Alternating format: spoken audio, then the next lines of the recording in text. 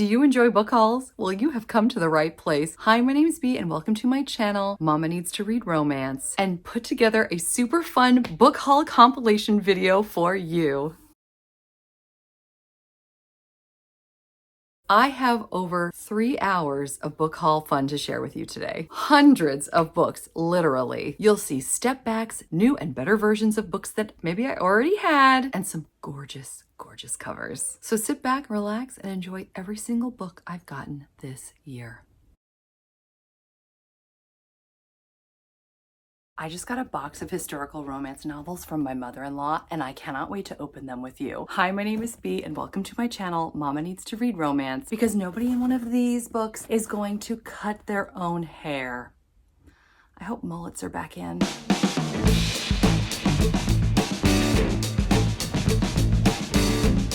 I've known my mother-in-law for 15 years. It wasn't until just like 6 months ago that we discovered that we both love romance novels. She and my father-in-law are downsizing. She has mailed me some of her favorites that she wants me to have, and I am beyond excited to share these with you today. All she's told me is that they are historical romance. We've talked about my intense love for Lisa Kleypas, so I have a feeling they're in here as well. And I know she mentioned her favorite author is Jane Ann Krentz. I think that's her name. I've never read her, and I don't know anything by her, so we're gonna see what is in here. I'm guessing it's Jane Ann Krentz and Lisa Kleypas and probably more, but we're gonna find out right now. Let's do it.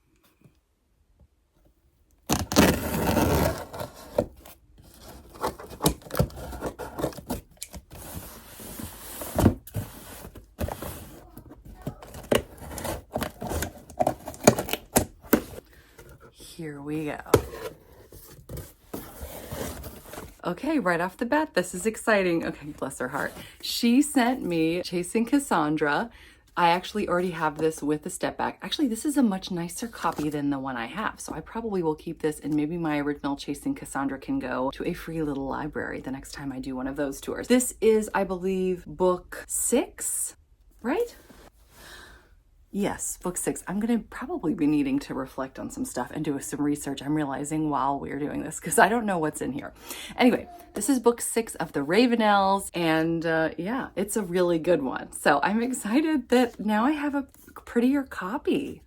This is nice. Oh, might as well really show you the step back too. Oh, Cassandra and Tom Severin, our favorite cerebral hero. Also in here, Julie Garwood, The Lion's Lady. I have definitely seen this cover on Instagram, on Coverlust Fridays, so I have a feeling that people really love this. I'm going to pause this video for 1 second, see if I can find out at least what the Goodreads score is. I have some Julie Garwood, actually quite a bit. I'm gonna be moving all around, I think. I just got a brand new ring light, I'm really excited. Lots of Julie Garwood here. And I do not have Lion's Lady, so let's see what we find out. OMG guys, guess what I just found out? This is book 1 of the Crown Spy series, and I have book 2, Guardian Angel. I'm moving this. I'm gonna be all over the place. I have book 2, Guardian Angel. This is amazing! And this got a 4.17 on Goodreads. I started reading this with my pirate romance series over the summer. I didn't wind up picking it, but I was really excited. I'm definitely gonna be reading this at some point. I can't believe that I have both now. This is so cool. And already I'm realizing this is not gonna fit on this shelf with this one. So I'm gonna have to start immediately restructuring things in this bookshelf. We knew that was gonna happen, right? Okay, back in the box. Okay, I'm really excited. This is insane. Okay, so Mine Till Midnight, the first book in the Hathaway series with the step back. Are you kidding me? It's Cam Rohan. And of course, Amelia Hathaway, the eldest sister slash basically matriarch. Oh my gosh, I can't believe this. I've seen this step back before. I should show you what I'm talking about. I've seen this step back before at the library, but I don't have this. I have this copy. See, let's look and double check. Okay, so where are we here? Right here. Got Mine Till Midnight. No step back. Step back. Yes! Oh my gosh, this is amazing. All right, my mother-in-law's getting some big time points.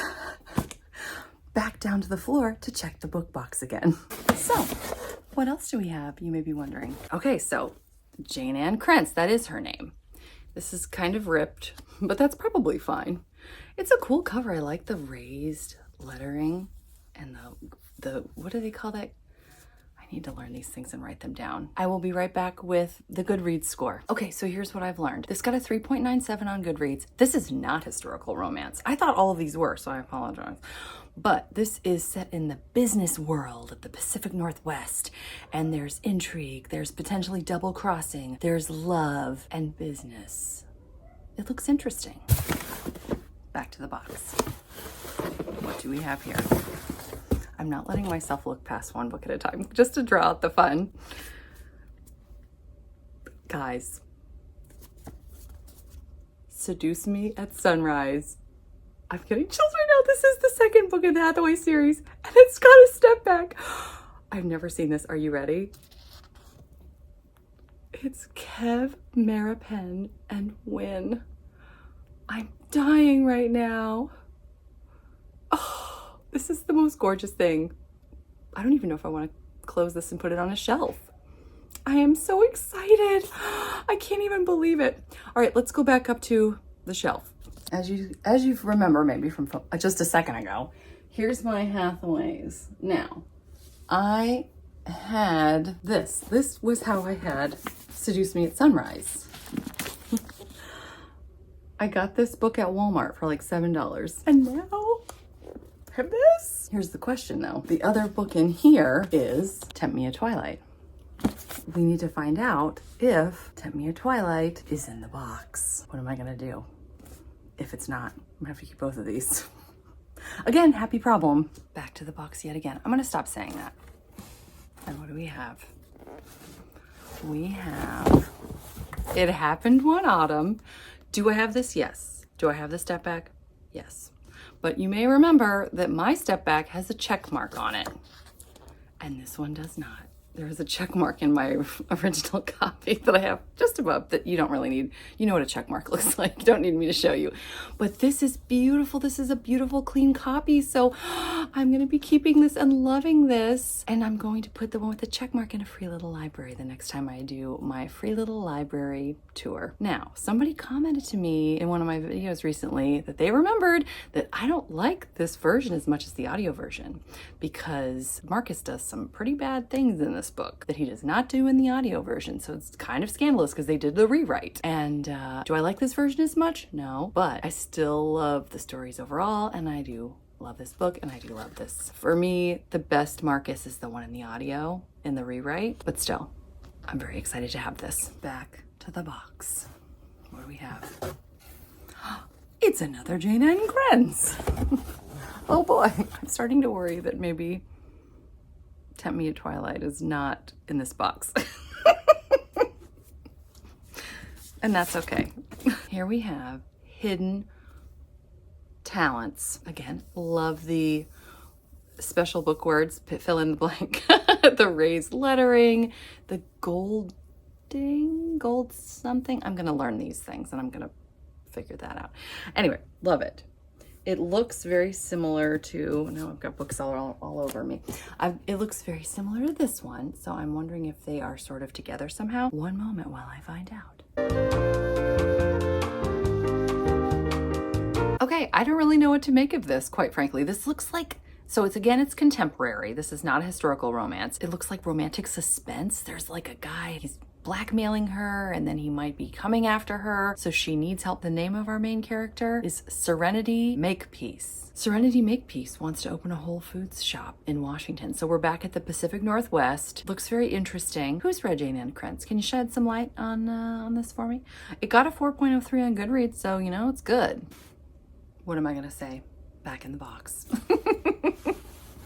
What do we have? I'm gonna show you guys first.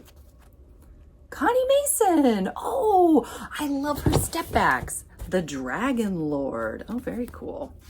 And oh, get ready. Are you ready? Oh, OMG. G, we've got knights in shining armor with chain mail that's showing off the pecs. I'm in. Now I gotta do a little digging before I tell you any more. Oh, this sounds interesting. This got a 3.83 on Goodreads. So this guy apparently dispatches the father of our heroine.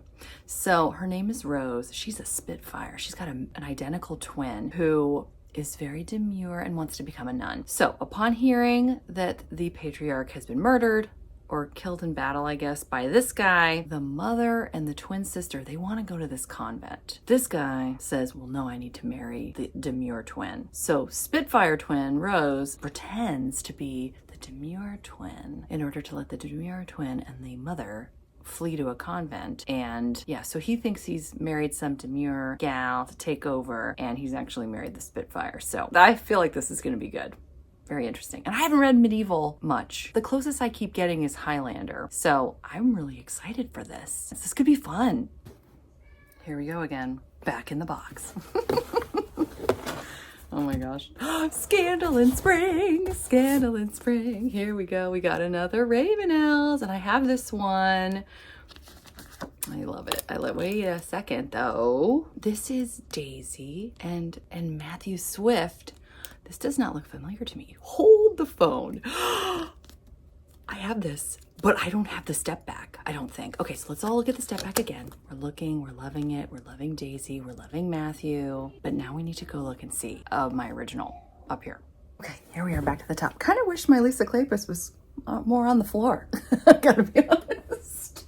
Okay, let's see. Where are we in? Scandal in Spring. Scandal in... See? There's no step back. This is the one where some joker wrote mail check. Who writes notes to themselves on the cover of a book? I would like to know. Anyway, it was still decent. I'm gonna put it in a free little library because I have this one and it's got the step back. You don't need to see it again, do you? I mean, it's gorgeous. Okay, I'm stopping. Let's go back to the box. I'm not gonna say it because I know I just said it. Here we go. What's in here? What could it be? Oh, Julie. Look, there's that glare. Julie Garwood, Rebellious Desire. This sounds very familiar. Let's look at our library again to see if we already own this. Okay, so let's look at our Julie Garwood to see if I already own this. The Prize, For the Roses, Rebellious Desire, and there we have it. Yeah. I mean, this is a nice cover, but this is much nicer. I really like this. It's like vintage. I love it. I love the art. Okay, I'm gonna keep this one. And this is a standalone with a 3.97 on Goodreads. And I love this. Both of them are apparently hard heads, and they both want one to submit to the other, and neither is willing to budge an inch until danger takes hold and they have to work together. This sounds yummy. I'm very excited. Here we go. I'm sorry, I'm in such a weird mood. I'm just so excited. What do we have? Oh my gosh. Love in the Afternoon. Are you kidding? With the step back. Okay, so this is the last book of the Hathaways series. Who's in here? Anybody know? Beatrix and Christopher. Oh my gosh, I love this book so much. I was just talking about this one in my fake book awards video with the song that I love so much, Over the Hills and Far Away. Like, I feel like I can hear that song right now in my mind while I'm going to be turning to the step back. Are we ready? Oh, Beatrix and Christopher. Oh, I'm so in love. I'm so excited. And you know what I'm realizing?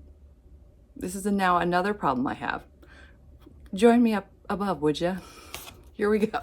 As you can see, I'm making no effort to put my new books on my shelves yet. I'm gonna get to that. But here's the other Hathaways one that I have, Falling for You. This I think I got from a used bookstore, which again originally came from Walmart probably. But what do we have? There's Love in the Afternoon. So now I have a double problem. So what do I do if Married by Morning is not in this box?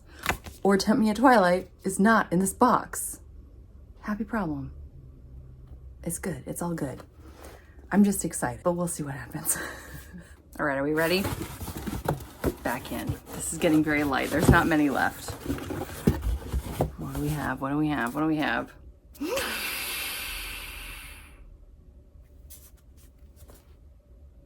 Yes! Tell me a Twilight. Now, okay. So, oh my gosh, there's so many. I no longer need this. I'm so excited. Free little library, here you come. But let's talk about this. Harry and Poppy. I'm so excited. Who's ready to see the step back? Oh my gosh, I've never seen it before in my life. Stop it. Could I be more in love right now? No. OMG. Oh, I love it. I love it. This is great. I'm sorry again. Sorry, I'm in such a weird mood, but I'm really excited. So this is book 3 of the Hathaway series. Did you want me to say something helpful? Book 3 of the Hathaways. Very exciting. We'll look at the step back one more time. Okay. There's one book left. I felt around. I know there's one book left. What do you think it could be? I know what I'm hoping for. Watch it be Jane Ann Krantz. And I'll be grateful. Because my mother-in-law was very sweet to do this. I'm going to show you first. Oh my gosh. Married by Morning. Do you know what that means? That means that I don't need this one anymore either. Free little library. Coming at ya. But you know what else? This is my favorite of the Hathaways. I did my ranking video not too long ago. Oh my gosh. This is Leo and Catherine, people. Leo and Catherine, who is ready to see? I've never seen this before.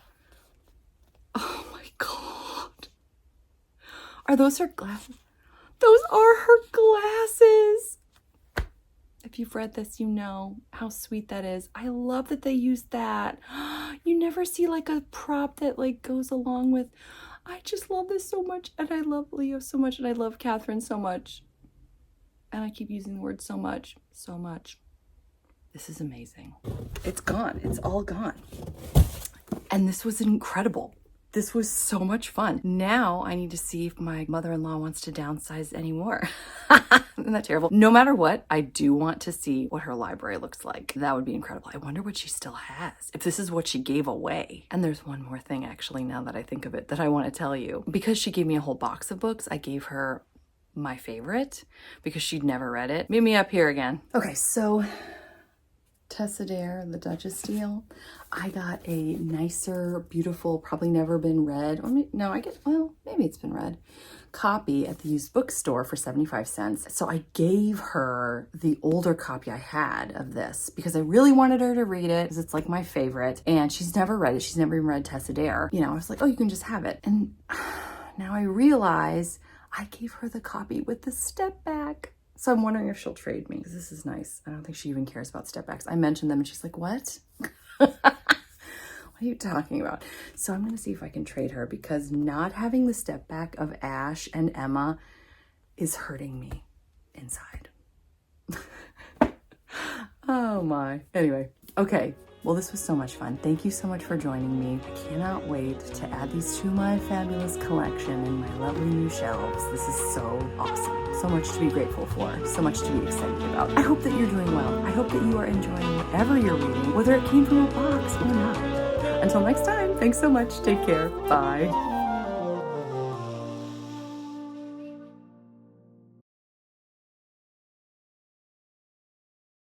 Hi, my name is Bea, and welcome to my channel, Mama Needs to Read Romance, and also share the books I got in my book haul right now. I'm so excited I can't even do a proper intro. Let's do this.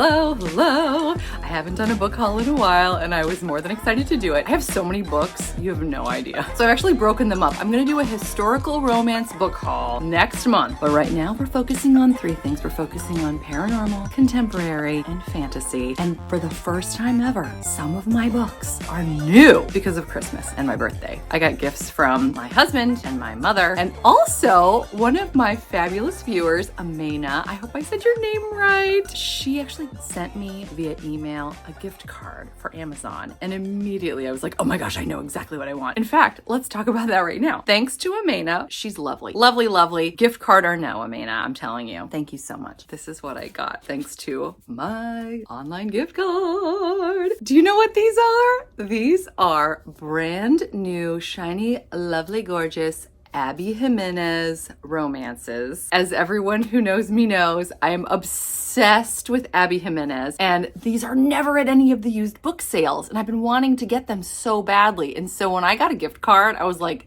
done. And look how happy the colors are. So these are all part of the Friend Zone. I'll show you the covers. We've got the Friend Zone, the Happy Ever After playlist, which is being made into a movie, and Life's Too Short, which I said in my 2022 Fake Book Awards. This was probably my favorite contemporary of the year that I read. And it was really hard to choose even just from these three. She has a new series that just came out last year. The first book is Part of Your World, which I'm rereading right now in preparation for Yours Truly, which comes out in April. I have the arc. I'm losing my mind and I'm way off on a tangent now, so I apologize. Maybe I should change the name of my channel too, and I'm on a tangent again.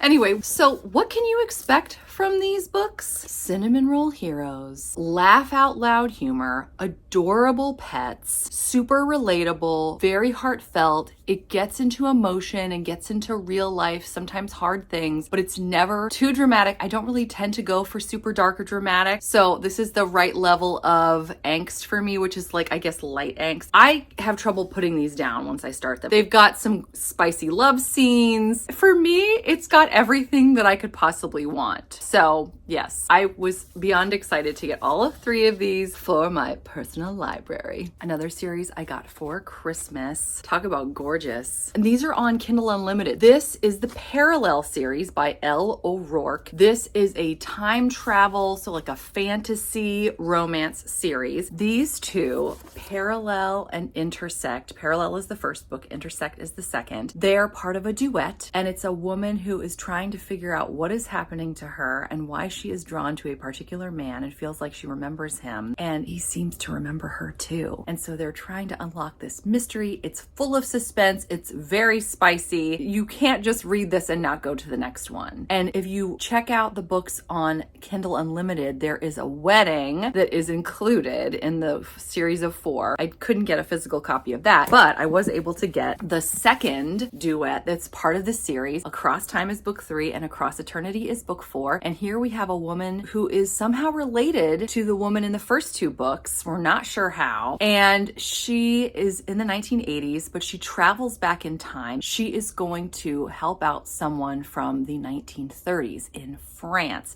This is right before World War II. So of course that adds a little extra intensity, but she falls madly in love for a man named Henry who is at this French vineyard, and he's aware that she's a time traveler. It is just delicious how Henry pines after her and tries his darndest not to fall for her, but he winds up doing so. These books, again, were unputdownable, and I will say all of the triggers in this one especially, I was crying. It really does have a very happy ending. She's able to tie it up with a nice bow, and there's hints of more to come in the series, by the way. More intense than I generally like, but I really cared about these characters and I really wanted to see what would happen. And now I own them. And let's just look at the spines again. Look how lovely. I can't wait to get these on my shelves. All right, so I've been going on and on with series. Let's just keep that flowing. I finally got at the used bookstore A Court of Wings and Ruin. And you'll never believe, I also got A Court of Silver Flames. So this is book 3 in the A Court of Thorns and Roses saga.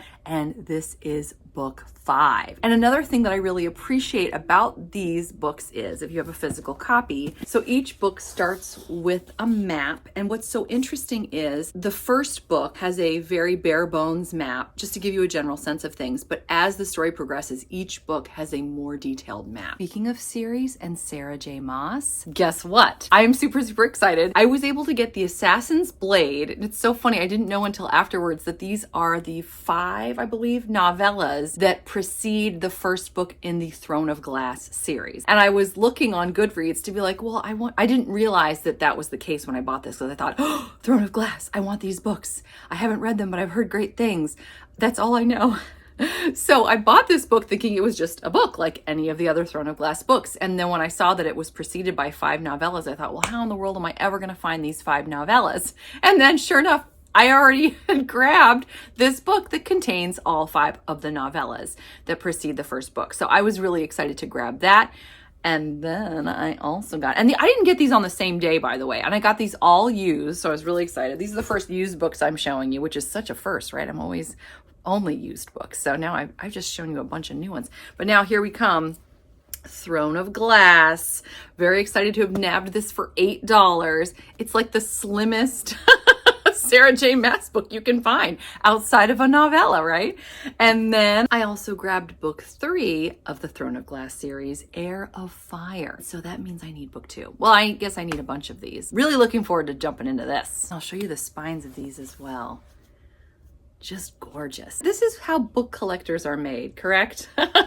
So I have more Ice Planet Barbarians on my wish list. You may remember in my birthday book hunt, I saw this one and the third one and I didn't get it. And now I still kick myself. I actually went back to the bookstore and they were gone, of course. So I was lamenting this to my mother and I said, you know, oh man, I wish I'd gotten them. And so for my birthday, she bought this for me. And it was funny, she was looking it up on Amazon as I was talking about it. And she just kept saying over and over again, B, I could never read this. What? And I mean, I was like, gee, Mom, thanks for making me feel good about my book choices.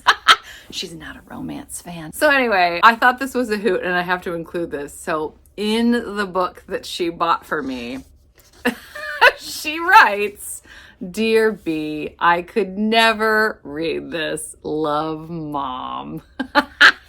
Isn't that great? I chuckled. It's pretty funny. This is the very first book in the Ice Planet Barbarian series, and this is the newer enhanced edition. I'm loving these covers so very much, and look at the spine. All the spines are very brightly colored, and I mean, it's just gorgeous. What else is cool about this book is it has an additional novella, a bonus epilogue, Georgie Goes Hunting, which was so cute and sweet. I just loved it so much. And then they also have the Ice Planet Honeymoon attached at the back. So a lot of great bonus material in this book. Here's my last birthday present that was a new book, Don't Hex and Drive by Juliet Cross. It's book 2 of the Stay a Spell series. I am completely obsessed. This was my favorite book that I read in 2022 that was a paranormal romance. We have a vampire and a witch. This is the only book that I own of the series. Book 6 is coming out in this spring, and I'm really excited to read it. I was extremely lucky to nab this for $1 at my library book sale. I arrived the morning that it started. Well, I can tell you right now, by the afternoon, it would have been gone. This book I have seen splashed all over the internet. Everyone I know loves this book, so very excited to nab for $1. Also for $1, I was able to grab this by Christina Lauren, The Unhoneymooners. I am just really excited to eat up anything that she has to offer. She's got those cinnamon roll heroes. She's got really relatable main characters. I have enjoyed Josh and Hazel's Guide to Not Dating, as well as In a Holidays, the Christmas book that was like a time travel romance. And I am just really looking forward to getting into another one. For just a couple dollars, I was able to get book 3 of the Brown Sisters series, Act Your Age, Eve Brown. This got a 4.15 on Goodreads, and I'm really looking forward to diving into this entire series. I could not believe it when I was able to get Dark Fever, the very first book of the Fever series by Karen Marie Monning. One of the books I read from her Highlander series. I read the last one, it was the novella, and I really enjoyed that. But I'm really excited to try this other series that's set in Ireland, and this got a 4.06 on Goodreads. Speaking of Karen Marie Monning series, I got books 2 and 3 of the Highlander series, which I'm really excited. I'm getting close to having all 8 books. I grabbed this the other day from the used bookstore. I was really intrigued. It got a really high rating on Goodreads, so that of course initially snagged my attention. And then I discovered that this was a time travel romance, and it's also a sapphic romance, which is funny because I thought, oh, I've never read a sapphic romance before. And I'm like, oh wait, that's not true. Believe it or not, the second book, the sequel to Hocus Pocus, is a sapphic romance. It's a YA, you know, obviously it's a side plot, lot because it's a lot about the witches, but it's also a lot about our heroine and her love for this gal. In the end, of course, they wind up together, which is so cute. So anyway, we have August here, and she falls in love with a girl on the subway. And what's so interesting is this girl is from the 1970s, and this is set in present day. But for whatever reason, she's stuck on the subway just magically in another time. It is about a romance between the two of them, but also figuring out why on earth she's stuck and what's going to happen. So I grabbed this. It's only a 3.84 from Goodreads, but one thing I'm learning the more I get into being a booktuber and reading and looking at reviews, sometimes the ones that get the higher reviews aren't necessarily the ones I like, and sometimes ones with lower reviews I really like. And this had an intriguing plot, so I thought I would go ahead and nab it. And it was only like, I don't know, $1, I think was what it was when I grabbed it. This is about two people who were born like a minute apart on New Year's Day. He was born 1 minute before she was, and so he got this large cash prize. And apparently that was like the beginning of him always having luck and her always kind of being down on her luck. Fast forward 30 years, fate brings them together again. Well, I'm really curious to see what happens. This one got exactly a 4.0 on Goodreads. I saw this at the library used book sale. I had to nab it. This takes place in Ireland. We have a gentleman who is about to jump off of a bridge. He decides that life is no longer worth living, and there's a woman who encounters him just before he jumps. All she wants is 2 weeks to try to convince him that life is worth living, and he takes her up on it. They also fall in love. This book is supposed to be really life affirming. I was really intrigued, and I cannot wait to read this. I've heard so much about the Bromance Book Club, and I was able to nab for $1 the very first book. I'm really looking forward to seeing these gentlemen read through romance novels in order to get a better grasp on life and relationships. It looks funny and heartwarming, and I can't wait to try this series out. So you may remember from one of my book hauls or when I was organizing my shelves recently that I already have the Bellinger Sisters book 1, and guess what? Now I have book 2. I got it at the used bookstore the other day for a couple bucks. I really want to read these this summer. I have not read Tessa Bailey yet. I'm just so excited to jump in, and I can't believe now I have 2 of her books, and I think these covers are so pretty and fun. So you may remember from my bookshelf tour that it was driving me absolutely crazy that I do have all 4 books of the Friday Harbor series, but this is what they look like. Paperback, hardback, hardback, paperback. I thought, okay, I need to break the tie. I'm gonna buy one of these in paperback or one of these in hardback and then just go from there. So when I went to the used bookstore the other day and I found this one, I was very excited, and it's paperback, but guess what? It's a different size than the other paperbacks. What? I think maybe this is just a sign that I need to give up making these uniform. This is sort of ridiculous. I mean, it's not costing me a lot of money. I think, what is this? I'm probably out maybe $5 because a lot of these were like 50 cents or a buck. But still, this is sort of getting ridiculous. Now I have a hardback and a softback that are the same size. Awesome. Would you like me to say something helpful, by the way, about this series? This series is set in the Pacific Northwest in the United States. It's gorgeous. It's a contemporary romance series that follows 3 brothers and then another friend, and it's all a little bit magical. This one actually has a ghost in it, and I'm reading this one right now with Whitney of Tibora's Den, and we are really enjoying it. Actually, she told me she just finished it today. She read it in like 2 days. So I was like, oh my gosh, that's probably really good. So I can't wait to finish it. It's a great series. So this is women's fiction. This is not romance, but it was so intriguing that I had to nab it. I'm going to read this to you. It's very brief. Are you ready? Finlay Donovan is killing it, except she's really not. As a stressed out single mom of 2 and a struggling novelist, Finlay finds her life in chaos. When Finlay is overheard discussing the plot of her new suspense novel with her agent over lunch, she's mistaken for a contract killer and inadvertently accepts an offer to dispose of a problem husband. Finlay soon discovers that crime in real life is a lot more difficult than it is in its fictional counterpart, as she becomes tangled in a murder investigation. Fast-paced, deliciously witty, and wholeheartedly authentic in depicting the frustrations and triumphs of motherhood. Finlay Donovan is killing it is the first in a brilliant new series from award-winning author Ellie Casamano, and I couldn't help myself. I had to grab it. So I saw this at the used bookstore, and I was so enamored with the size. This book by Jodi Picoult, I don't know if that's how you pronounce her name, and Samantha Van Leer. I've never actually read her before, although I know she's quite prolific in the fiction world. I was so taken with this cover as well that I I was like, okay, I need to learn more. This is a fiction book about a woman who, it's like a fairy tale, and the prince comes out of the fairy tale into her life. The problem is, in order for this prince to come into the real world, someone in the real world has to go into the book. And that is one of her good male friends. And I kind of wonder if maybe her good male friend turns out to be something more in the end. It reminded me of the movie Enchanted. I just can't wait to read this and find out what happens. Now this last one is a big honkin' book. This again would just be considered probably fiction. There are romantic elements. I got this book for 49 cents, people.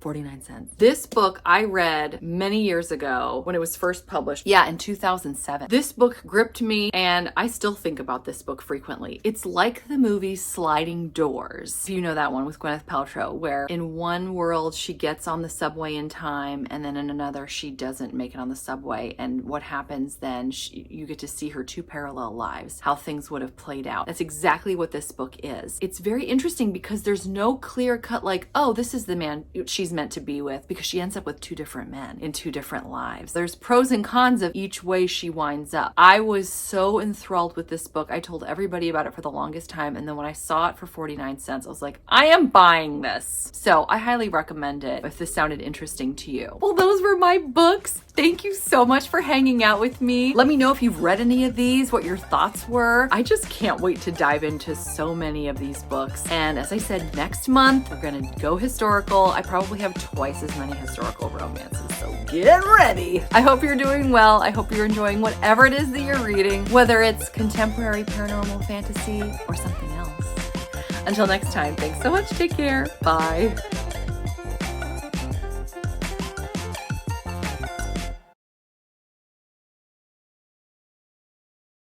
You're never going to guess what we're doing today. Okay, it's a book haul. But do you know what kind? It's a historical romance book haul. You're so good at this. Get ready for step backs, new versions of stories, all the good stuff. I have almost 60 historical romance books to share with you today that I'm so excited about. And I got them for 75 cents a piece and under. Hi, my name is Bea and welcome to my channel. Mama needs to read romance and share these books with you. I've saved these books up for the past few months to share with you. Lots of library sales. You can't film those because it's pretty cutthroat in there. Would you like me to spend about 2 minutes rambling on about where I got each of these? No? You just want to get to the books? Okay, let's do it. Let's start with one of my favorite authors, Lisa Kleypas. I got some big ones I'm telling you about right now. I was so excited to pick up Only with Your Love. It's book 2 of the Only Valorant series. It's a 2-book series. It's one of the first series Lisa Kleypas ever wrote. I actually have the first book in the series, and here's something cool about that. So the series was initially Only in Your Arms and Only with Your Love. However, Lisa Kleypas wasn't pleased with this one, so she actually reworked it into When Strangers Marry. I cannot wait to read both of these, figure out which one's better, and then I can jump right into Only with Your Love. Speaking of rewrites, I already had book 2 of the Bow Street Runners, Lady Sophia's Lover. This one is a new ending. I didn't have the first one. I didn't have anything to compare it to until now. Now I have the original, probably. I'm sure there's a lot of different covers. Lady Sophia's Lover. Again, book 2 of the Bow Street Runner series. Haven't read this series yet. Dying to get into it. And you know what we're going to do right now? We're going to look at the step back.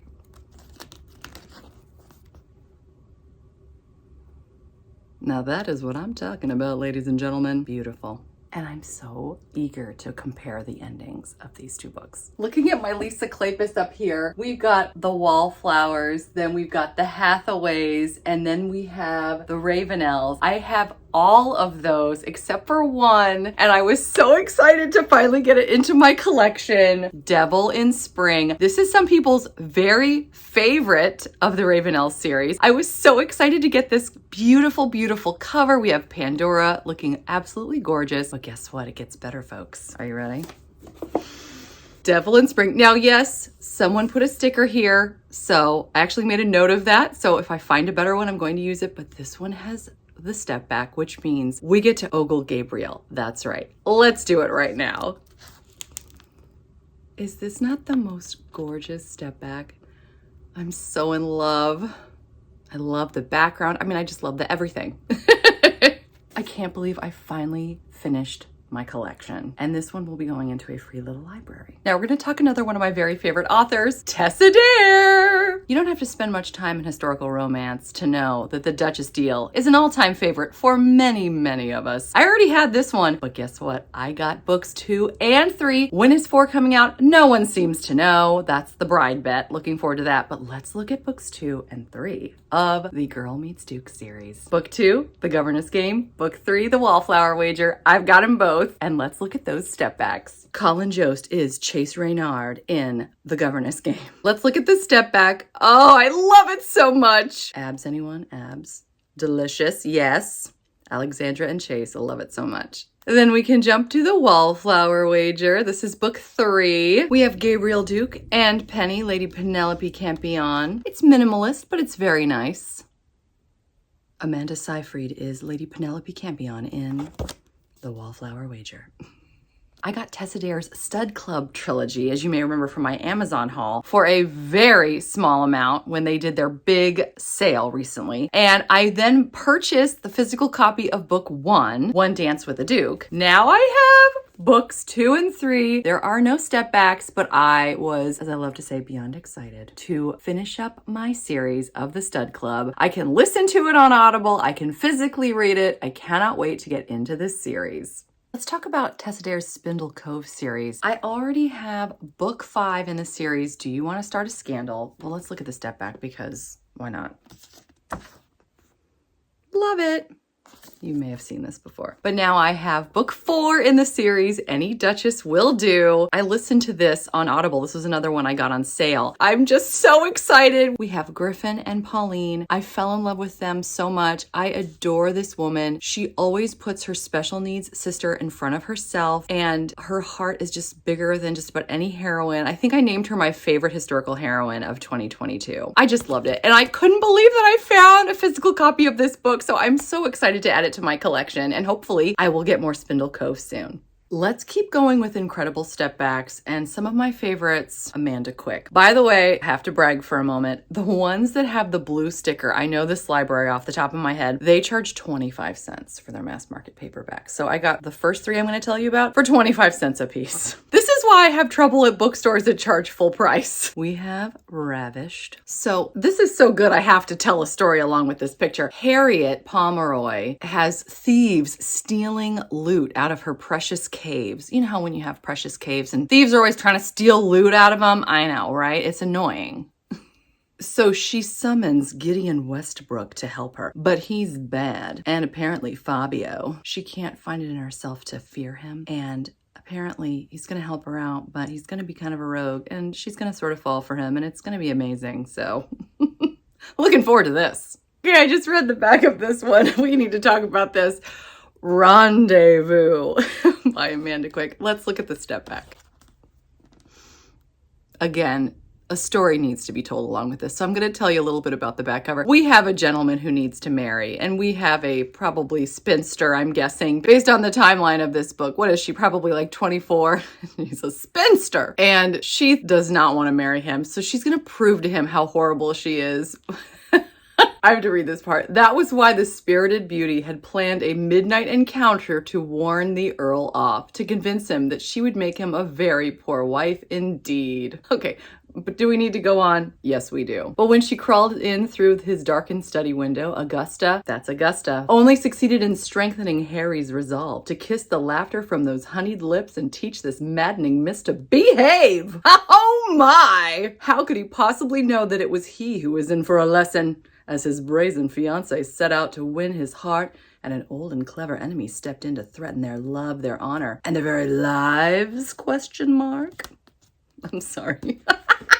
This step back is gorgeous. Are you ready? Seduction by Amanda Quick. Look at this. Apparently, he's Zorro part-time. Does anyone even know who Zorro is, by the way? Sorry if you don't get that reference. This is a marriage of convenience. He is apparently a rogue. Surprise, surprise. She's drawn to him despite herself. There's a blackmail plot, there's danger, and she's determined to teach him to love again. I'm in. Let's do it. Are pirates your thing? Do you love a good eye patch? Then you need to read Deception. He's only got one eye, but he's all heart. Look at this. There's some crazy stuff happening in this. I'm sure this is part of a backstory. This looks like a very exciting story. You're probably aware that Amanda Quick also writes as Jane Ann Krentz and Jane Castle in this series, the Arcane Society series. She is sometimes Amanda Quick and sometimes she's Jane Castle. So that's a smidge confusing to people like me who don't know everything about everything. This book got a 4.06, so I was excited to purchase it, even though it is book 6 of a 12-book series. So it's right smack dab in the middle. This series looks really interesting. It's based on something from the 1600s. There was a scientist who was experimenting and he created something that when taken by someone, it turned them into a psychic. But there are side effects that are less than fabulous as well. So this sounds really interesting. Another author I really want to get into, Lorraine Heath. Fell in love with one of her Christmas novellas last year. Can't wait to read a full series and I'm getting closer. Let's talk about these. Specifically, The Scoundrels of St. James. I already owned book 2, Between the Devil and Desire, and now I have book 3, Surrender to the Devil. I only need 3 more books to complete this series. I've heard great things. Cannot wait to read it. There are 3 books in the Hellions of Havisham series by Lorraine Heath. I just picked up the first one. Now let's take a look at this gorgeous step back. I'm already in love with the cover. That green, oh, nothing says spring like that color.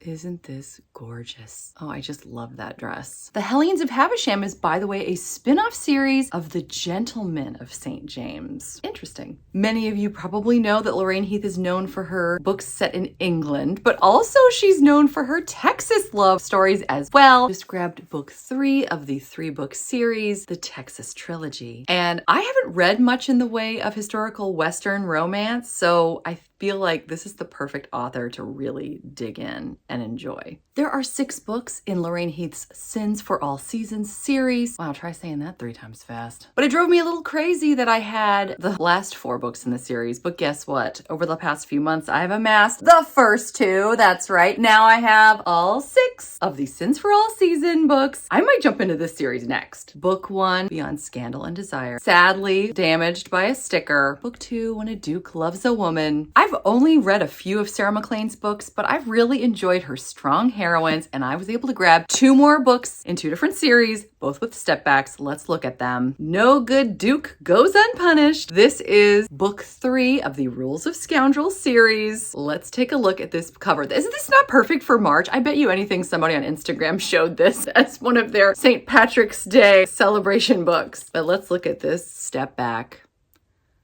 Wow. Oh, look at the mask. That is gorgeous. Oh, I'm realizing my nails really go well with this. I'm just going to go around holding this book and everyone will think it's totally normal. Sarah MacLean's Bare Knuckle Bastards series has 3 books. I had book 2, Brazen and the Beast. I have book 3, Daring and the Duke. But I just got book 1, Wicked and the Wallflower. Let's look at that step back. You knew I was going to say it. I love this dress, by the way. This is one of my favorite colors. This is a little scandalous, people. You want to see scandalous? Okay, get ready for the next step back. You might want to sit down. We're about to talk Mary Jo Putney. Let's talk about her Fallen Angels series. I am currently reading Thunder and Roses as part of the Historical Hellions book club pick at the end of March. Very excited for it. Recently got book 2, Dancing on the Wind. The cover again is gorgeous, but get ready for the step back. I wasn't. Pretty sure that gentleman is not clothed. And I'm just gonna say it. We got some side boob going on there. I could not believe this was a cover of a Mary Jo Putney. Anyway, excited to read this book and the whole series.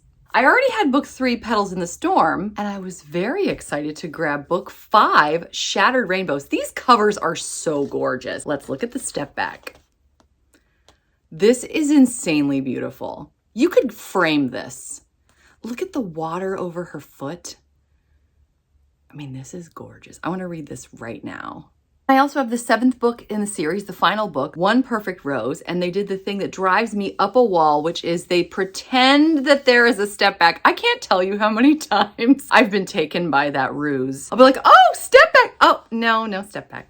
They get me every time, those little stinkers. They also did it with these 2 books. These are not step backs, and they totally had me going. I purchased them though because they got such high ratings. They look so good. I fell in love with this cover. This woman looks fierce, and I'm really excited to read about a fierce heroine, especially in a historical romance. I see them in fantasy romance. I don't see them enough in historical romance. Thank you, Sarah McLean, by the way, for more of those ladies. This is book 5 of the Rogues Redeemed series, and I didn't realize I already had a book in this collection. This is 3.5. It's a Christmas book, Seduction on a Snowy Night, which contains One Wicked Winter Night, which is considered book 3.5 in the same series. I fell in love with Mary Jo Putney's In the Bleak Midwinter Christmas novella last year, and if any of her other novellas are half as good, I'm dying to read them. I also made off with The Rake, which is book 2 of the 2-book series, if you don't include the novella that's the prequel in the Davenport series. Here we have a woman masquerading as a man. I don't know if it's going to be as good as The Wolf in the Wildflower, which I thoroughly enjoyed recently, by Stacey Reed. In fact, let me talk to you about Stacey Reed in just one second. Mary Jo Putney wrote the critically acclaimed Silk trilogy. I already have book 3, Veils of Silk, but now I have book 1, Silk and Shadows. Let's take a look at this gorgeous step back.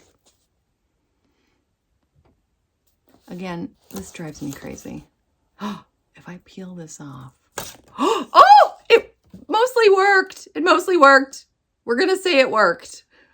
That is a gamble, isn't it?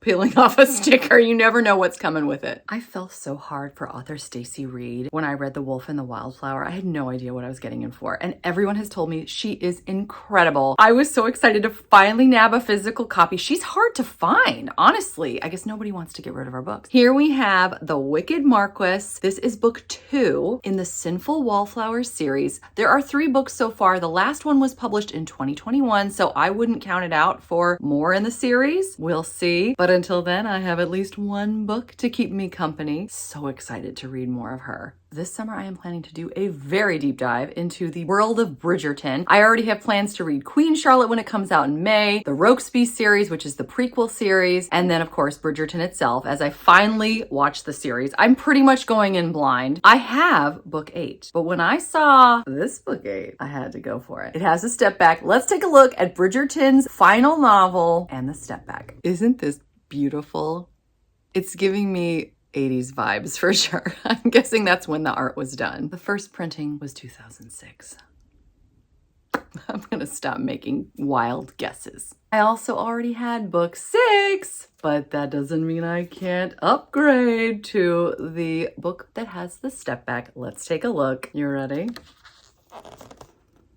It's gorgeous, and I love the background as well. This is just beautiful. Oh boy. Here's an author I haven't read yet. I can't wait to get started, and I've heard nothing but fabulous things. Joanna Shupe. Cannot wait. Let's talk about these. It's insanely difficult to find Joanna Shupe. You have no idea how much I've been looking for her. It's very hard. Again, I think it's because everybody wants to keep the books. I actually have books 1 and 3 of the Uptown Girls series, looking for book 2, The Prince of Broadway. That could take forever, but I'm really excited to have these. One of the big draws for me for Joanna Shupe, this shows you my frame of reference. I am a Newsies fanatic. I loved the 90s movie that's probably not even all that good when it first came out. When they made the musical, I saw it on Broadway 3 times in New York City, took the bus, took forever. Worth every moment. And of course, when it came on Disney Plus, it was like the first thing I did. My point is, these books are set in New York City in the 1890s. And of course, if you are like me at all you can hear is, in 1899, the streets of New York City echoed with the voices of Newsies. I have the entire soundtrack of both completely stuck in my head forever. That has nothing to do with anything. Let me try to get back to the topic at hand. I have seen tons of stuff about the Fifth Avenue Rebel series because book 4 just came out. The Duke Gets Even. Everybody I know has read that. I have not, obviously. I own book 2 of the series, The Lady Gets Lucky, which is a 4.14 on Goodreads. So I'm super enthused to get into this series, even though I don't have the book that everyone's talking about right now.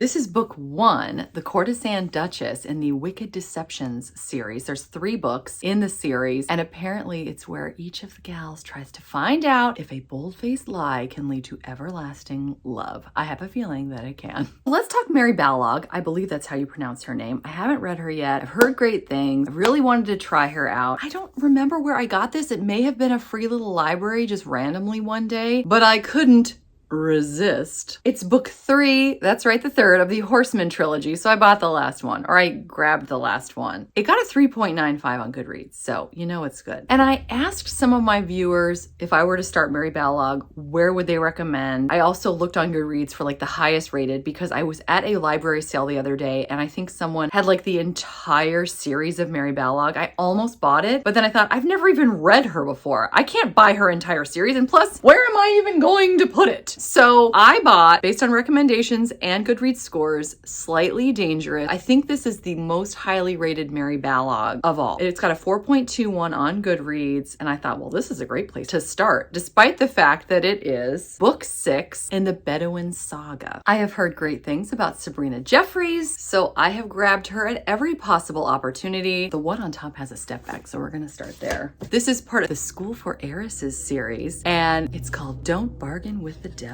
It's steamy and it's gorgeous. I just love a good step back. What is that? I believe those are unmentionables. I don't think I've ever seen that before. Interesting. There are 10 books in this series, 4 of which are novellas, and it's based on a school that caters to women who come from wealthy families in order to help them avoid some of the pitfalls of courting gentlemen who are interested in your money. Apparently, they're learning some scandalous things as well. Interesting. Okay, Sabrina Jeffries' Sinful Suitors series. Try saying that one 3 times fast also. Sounds really fun and interesting. I love the premise. I'm going to read it to you as I hold up 2 books, so you're not just watching me read. The Sinful Suitors series is centered around the newly formed St. George's Club, founded by a group of well-meaning gentlemen who conspire to keep their unattached sisters and wards out of the clutches of sinful suitors, which works fine, except for when the sinful suitors are members. I could see all kinds of shenanigans happening in this series. I already owned book 5, and I'm excited to add another book to my collection. Book 1, in fact. Very proud of that. The Art of Sinning. Let's talk about Sabrina Jeffries' Duke Dynasty series. That's a lot easier to say. I'm noticing, by the way, Sabrina Jeffries fans, help me out here. Does she put a Christmas novella in every series? I'm seeing at least one in every series I've looked at. Because I was surprised, one of the novellas from the Duke Dynasty is in this. So I have now even more books that go along with this one. So I'm definitely going to be reading this one in December. So back to the Duke Dynasty though, I already owned Undercover Duke, which I love this cover. It is book 4 of the series, out of 4. And it was published in 2021, so there could be more. But now I also have The Bachelor, which look how fun this looks. I can't think of another cover where I have seen a woman who knows archery. That's really cool. I'm getting Katniss Everdeen vibes. Or Emma. This would be fun for Coverlust Friday on Instagram. Maybe I'll participate in that finally. So this is fun. The Hellions of Halstead Hall series. That's another one that's difficult to say. There are 6 books. I didn't know I already had the 6th book. 'Twas the Night After Christmas. It's a full-on novel that's set at Christmas time. Now I have the 1st book in the series as well. This is a really cool premise. It follows 5 siblings. I don't know what the 6th book is. We'll have to wait and see. Or maybe you already know.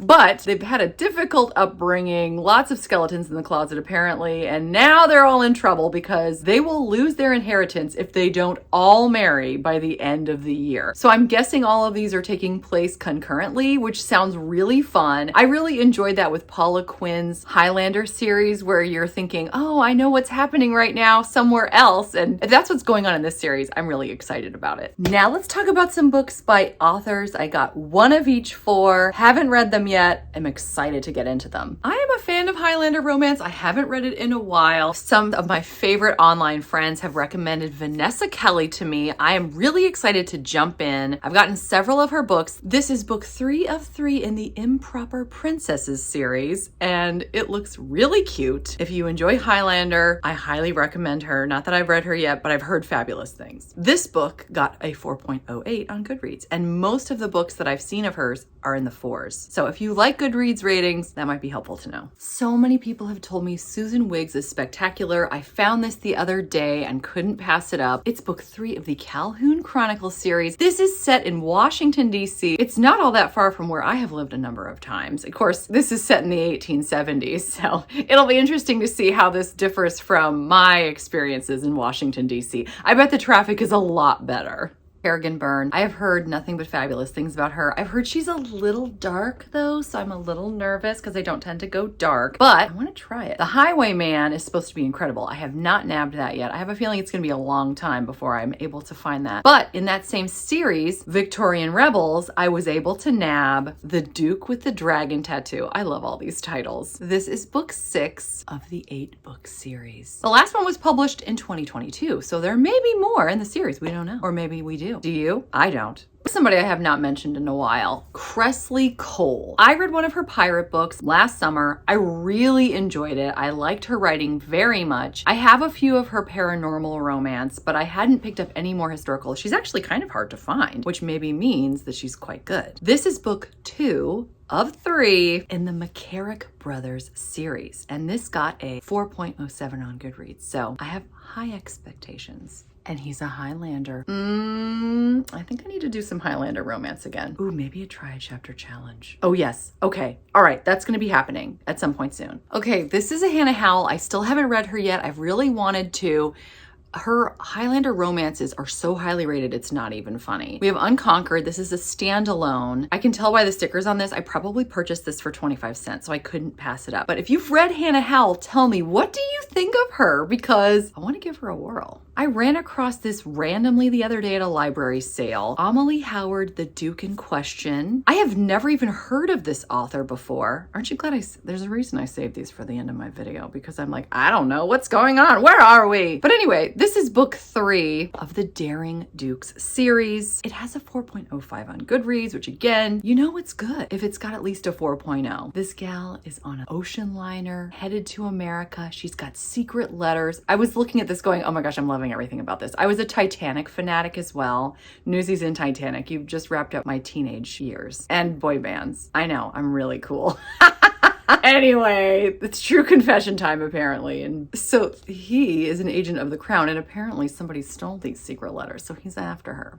This looks so good. Anybody read Amelie Howard? How is she? Can't wait to dive in. So I already had Julie Garwood's The Secret. I was really excited about it, but then my 3-year-old, who was 2 at the time, ripped it to shreds, which drove me crazy. I was very disappointed. It's Highland Lairs book 1. Thankfully, I was able to get another copy. It's got a 4.25 on Goodreads. Many people have told me this is their favorite Julie Garwood. It is Highland Lairs book 1. I was so excited to get a new copy. My 3-year-old isn't getting anywhere near it. Speaking of destruction, she is obsessed with this book. I've been displaying it because I'm currently reading it. I've had to tape it here and here because she keeps running around with it. I'm going to show you a clip right now. She thinks she's reading it, which is sort of my worst nightmare. What about Jada Dream? I like my dream.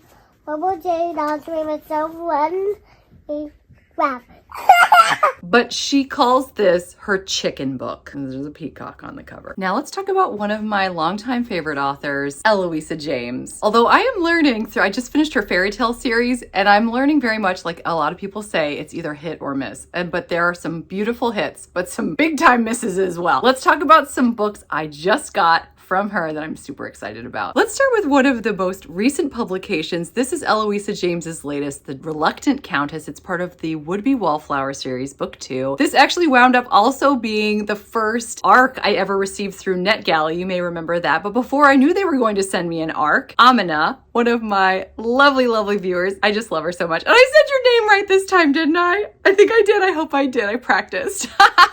Anyway, thanks to her lovely gift card on Amazon, I was able to pick this up, and it is just gorgeous. And I was so excited to have the second book in the series that just came out. As you know, I don't spend much on books, so I was like, how am I going to be able to buy a brand new book? Thanks to Amina, I was. So you may have heard me say before, I first fell in love with romance with Eloisa James, specifically her Desperate Duchesses series. There are 9 books in the series. I had 6 of the 9. I just got the other 3. This is book 5 of the Desperate Duchesses series. I have books 1 through 4. This one got a 3.88 on Goodreads, and I will take it. I also nabbed book 7, 3 Weeks with Lady X. I haven't read this in years, but I remember this being one of my favorites, and I was wondering if I would like it because the title is so interesting. And to complete my series, I have book 8 of 9, 4 Nights with the Duke, and it even has a step back. You know what we're gonna do now, folks. Let's look at it.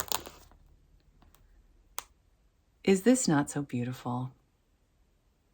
I just love it. And then I want to talk about The Wilds of Lindo Castle. I just nabbed Say No to the Duke, which is book 4, which means I have all of them now, including the prequel. So there's 7 books total. And I'm going to show you the step back. Here's what's neat about the step back. Okay, so let's look at it. This is precious. They're like smirking at each other. And you know, I don't really see that in step backs. And then I thought, oh my gosh, do you know where else I've seen it? The other books in this series. I'm going to rapid fire show you the other step backs in this series so you can see, like normally they look very serious or like overcome with passion, but I kind of love that all of these step backs have the couple smiling at each other. I don't think I've ever seen that anywhere else. Indulge me for a moment, if you will. Maybe that should be the name of my new channel. I don't have the step back for the prequel, so here we go. Book 1, Wild in Love.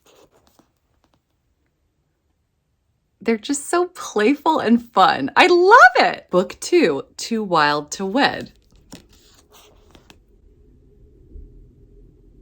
I love their smiling and he's looking up at her so adoringly. There is no step back here, folks. They did that thing to me again. Say Yes to the Duke.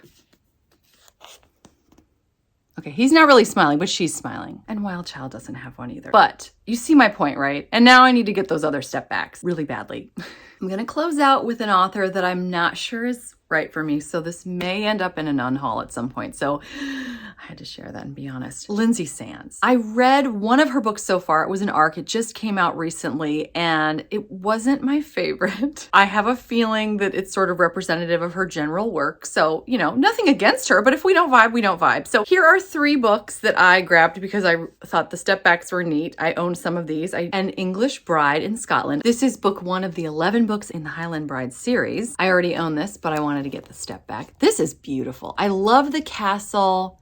I love the flowers, the countryside. Oh, it's just gorgeous. There are 3 books in the Devil of the Highlands series, and I have books 1 and 3. And I believe this is the same gentleman. I mean, this really looks like the same guy, doesn't it? Is it me? He's supposed to be 2 different people. Cade and Cullen. They look very similar. But let's look at the step backs. Again, I love the background too. This is cool. And here again, we have the partial cover. I love the background. I know I keep saying that. If the stories are as good as the step backs, I need to read them. But are they? That's the question. Well, that was insanely fun. I am so glad that you joined me. You know what's coming next, right? All those books have to go somewhere. So I'm going to need to rearrange my shelf. There might even be some unhauling. The next time we do a big book thing, that's what it's going to be. Reorganize with me. Again. It's fun though. That's enough for me. I hope you're doing well. I hope you're enjoying whatever it is that you're reading, whether you got it in a big haul or not. Until next time, thanks so much. Take care. Bye.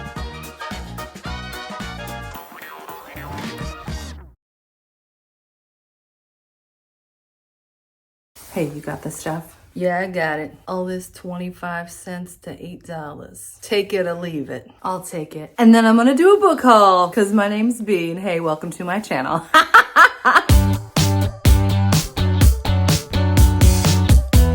Welcome to one of my favorite things to do, a book haul. I've got a little bit of everything, well, just about everything, except for paranormal romance. I've got some historical romance, some YA romance, some contemporary romance, and some fantasy romance to share with you today. Let's kick things off with something you may have seen in one of my shorts, a couple historical romance books I cannot wait to share. I already had book one of the Bow Street Runners series, Someone to Watch Over Me by Lisa Kleypas, but when I found this for 25 cents, I couldn't pass it up. Let's take a look. Look at this gorgeous cover, first of all. I'm just dying over how gorgeous this is. And then it doesn't even look like this book has ever even been opened. This is as much as I can get it open. Look at this step back and how they tied the flowers into, this is a work of art. Speaking of covers, here's Sarah McLean's Never Judge a Lady by her cover. And there's a step back. This is book 4 in the Rules of Scoundrels series. Let's take a look. She looks like a strong gal, but perhaps he's got what it takes to disarm her. This looks like a lot of fun. Let's jump into YA romance. I'm going to be doing YA romance for my Try a Chapter challenge, and I loved this series on Netflix so much. They made 3 movies. I've never read the books, so when I saw this at a used bookstore, I had to snatch it up. This is book 1 in the series about a sweet gal whose love letters that were never meant to be sent to the boys that she loved all get sent, and then chaos ensues. And love too. Here is another one that I'm going to be doing for my Try a Chapter challenge. As you can see, this was a Reese Witherspoon book club pick, which was one thing that made me excited about it. I'm a big tea drinker, so when I saw the title, A Cuban Girl's Guide to Tea and Tomorrow, I had to pick this up. I love this too. A little tea picnic. But we have Lila. She is a fish out of water. She's from Miami and winds up in England one summer and is very depressed about it until Orion, a tea shop clerk, helps her see how beautiful life can be. I am beyond excited to try this in my Try a Chapter challenge. Let's jump into contemporary romance, specifically ones that you may have seen on the big or small screen. The perfect catch, if you are a Hallmark movie lover like I am, you may have seen this movie. With baseball season just kicking off, I thought this was the perfect time to give this book a go and relive the magic of the TV movie all over again. I fell in love with the movie Chocolat many years ago. It came out in the 90s, if I remember correctly, about a French town and the magic that can happen there. And Johnny Depp wasn't too hard on the eyes either. I'm really excited to experience this book, sans Johnny Depp, I guess,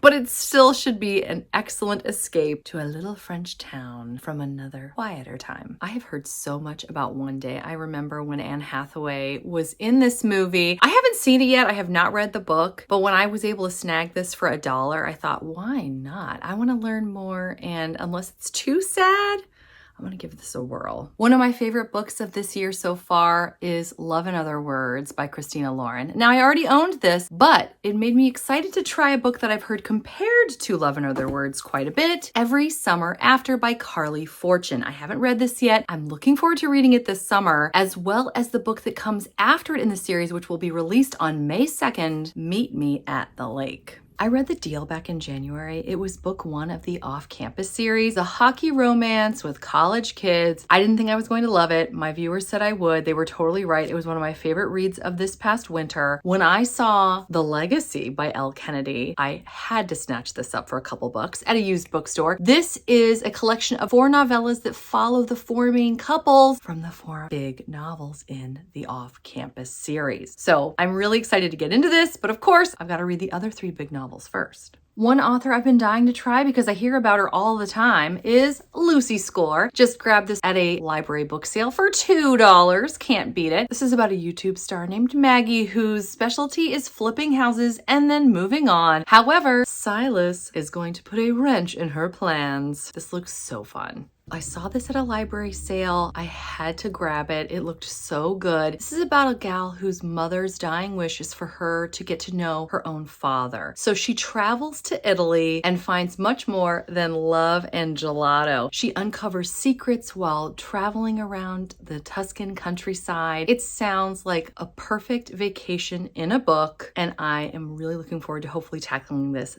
summer. You may have already heard of this one to watch, about a plus-size gal on a reality dating show. I already owned this piece of women's fiction, but I found this the other day at a used bookstore, and this made me really excited because while this got a 3.9, this one got a 3.99, as well as high ratings from some of my favorite booktubers. This is book 1 in the Meant to Be series. I hardly ever snag book 1 in any series, so I was really excited about that. But we have a plus-size gal who's also a fashion designer. She's really into shoes too, and she can't find a job though. So she moves in with her stepmother, who is an executive producer of a reality dating show. And our gal decides to go on the show so she can go on some dates and also promote her new shoe line. So this looks like so much fun. I can't wait to get into it, and I cannot wait to start the Meant to Be series. I am a sucker for a Christmas romance, and I saw this and I grabbed it. Thought it was a Christmas romance. Turns out it's set in January. So it's a winter romance, which I will be excited to read probably next winter. This is about a couple that gets stranded in a snowstorm. They're each in their own cars, but one comes to the other one's aid, and they spend 8 perfect hours together in a car before going their separate ways. They assume they will never see one another again, and yet they keep bumping into one another. I can't wait to see what happens in this super cute sounding story. And now we're going to jump into fantasy. Let's start with one of my favorite fantasy subgenres, alien romance. I just picked up book 4 of the Ice Planet Barbarian series, Barbarian Mind. Let's look at the spine as well. Let's ooh and ah. I just love the art here. It's gorgeous. This is Harlow and Rook. Not only does this one contain their honeymoon novella, it also has a short story called Fathers, which I read and really enjoyed, and you can't find it anywhere else other than in this book. In fact, let's look at the spines of all 4 of these together, just for fun. Are these not gorgeous or what? Oh my gosh. And such great stories. Cinnamon roll heroes and the escapism on an ice planet, just gotta love it. One of my online bookish friends, Laura, got me this from my wish list, Radiance by Grace Draven. It's one of my all-time favorite fantasy romance books. We have Ildiko and Brishan. This is book 1 of the Wraith Kings series. I have enjoyed everything that Grace Draven has put out from the series so far. I cannot wait for the next book and novella. When it's coming out, I don't know. But I was so excited to own a physical copy of this, so now I can look at it whenever I want and swoon about this gorgeously written friends to lovers romance. Thank you, Laura! Many people have said that Throne of Glass is their favorite series by Sarah J. Maas. I want to talk to you about my newest Throne of Glass acquisitions. I already had The Assassin's Blade, which is the 5 novellas that precede book 1, Throne of Glass. I also had book 3, Heir of Fire. Now, I didn't have book 2, but I'm buying these used, so I mean, what are you gonna do? You gotta grab them when you can. And I've just grabbed 4 more. Actually, it took a while. I just got book 2, Crown of Midnight, book 4, Queen of Shadows, book 5, Empire of Storms, book 6, Tower of Dawn, and now all I need is book 7, Kingdom of Ash, and I will have the complete collection, all used for a couple bucks each. I'm so excited. Well, that was my little book haul. I hope you enjoyed it. It really did have just about a little of everything except paranormal. I'll have to get some next time. I hope you're doing well. I hope you're enjoying whatever it is you're reading, whether you got it at a used sale or not. Until next time, thanks so much. Take care. Bye.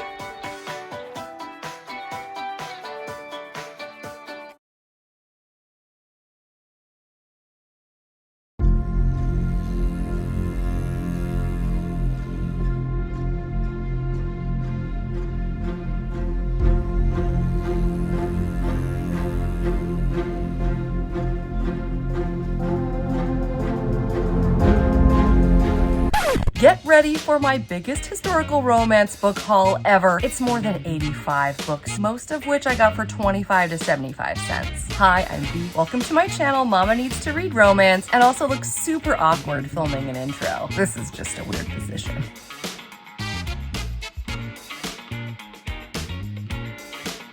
We're going to start off with cool covers, then we're going to go to fabulous stepbacks, then we're going to talk about ones I've acquired from some of my favorite authors. We're also going to be covering books that I have new editions of, stepbacks, different endings, covers. I might even need your help to help me figure out which version of a certain book to keep. So let's do this. We're going to start with my favorite new covers. Do I know what's happening in these? No, and I don't have to because I like the covers, and I got them for 25 cents a piece. Here we are with Coral Smith Sachs and the gorgeous medieval romance cover.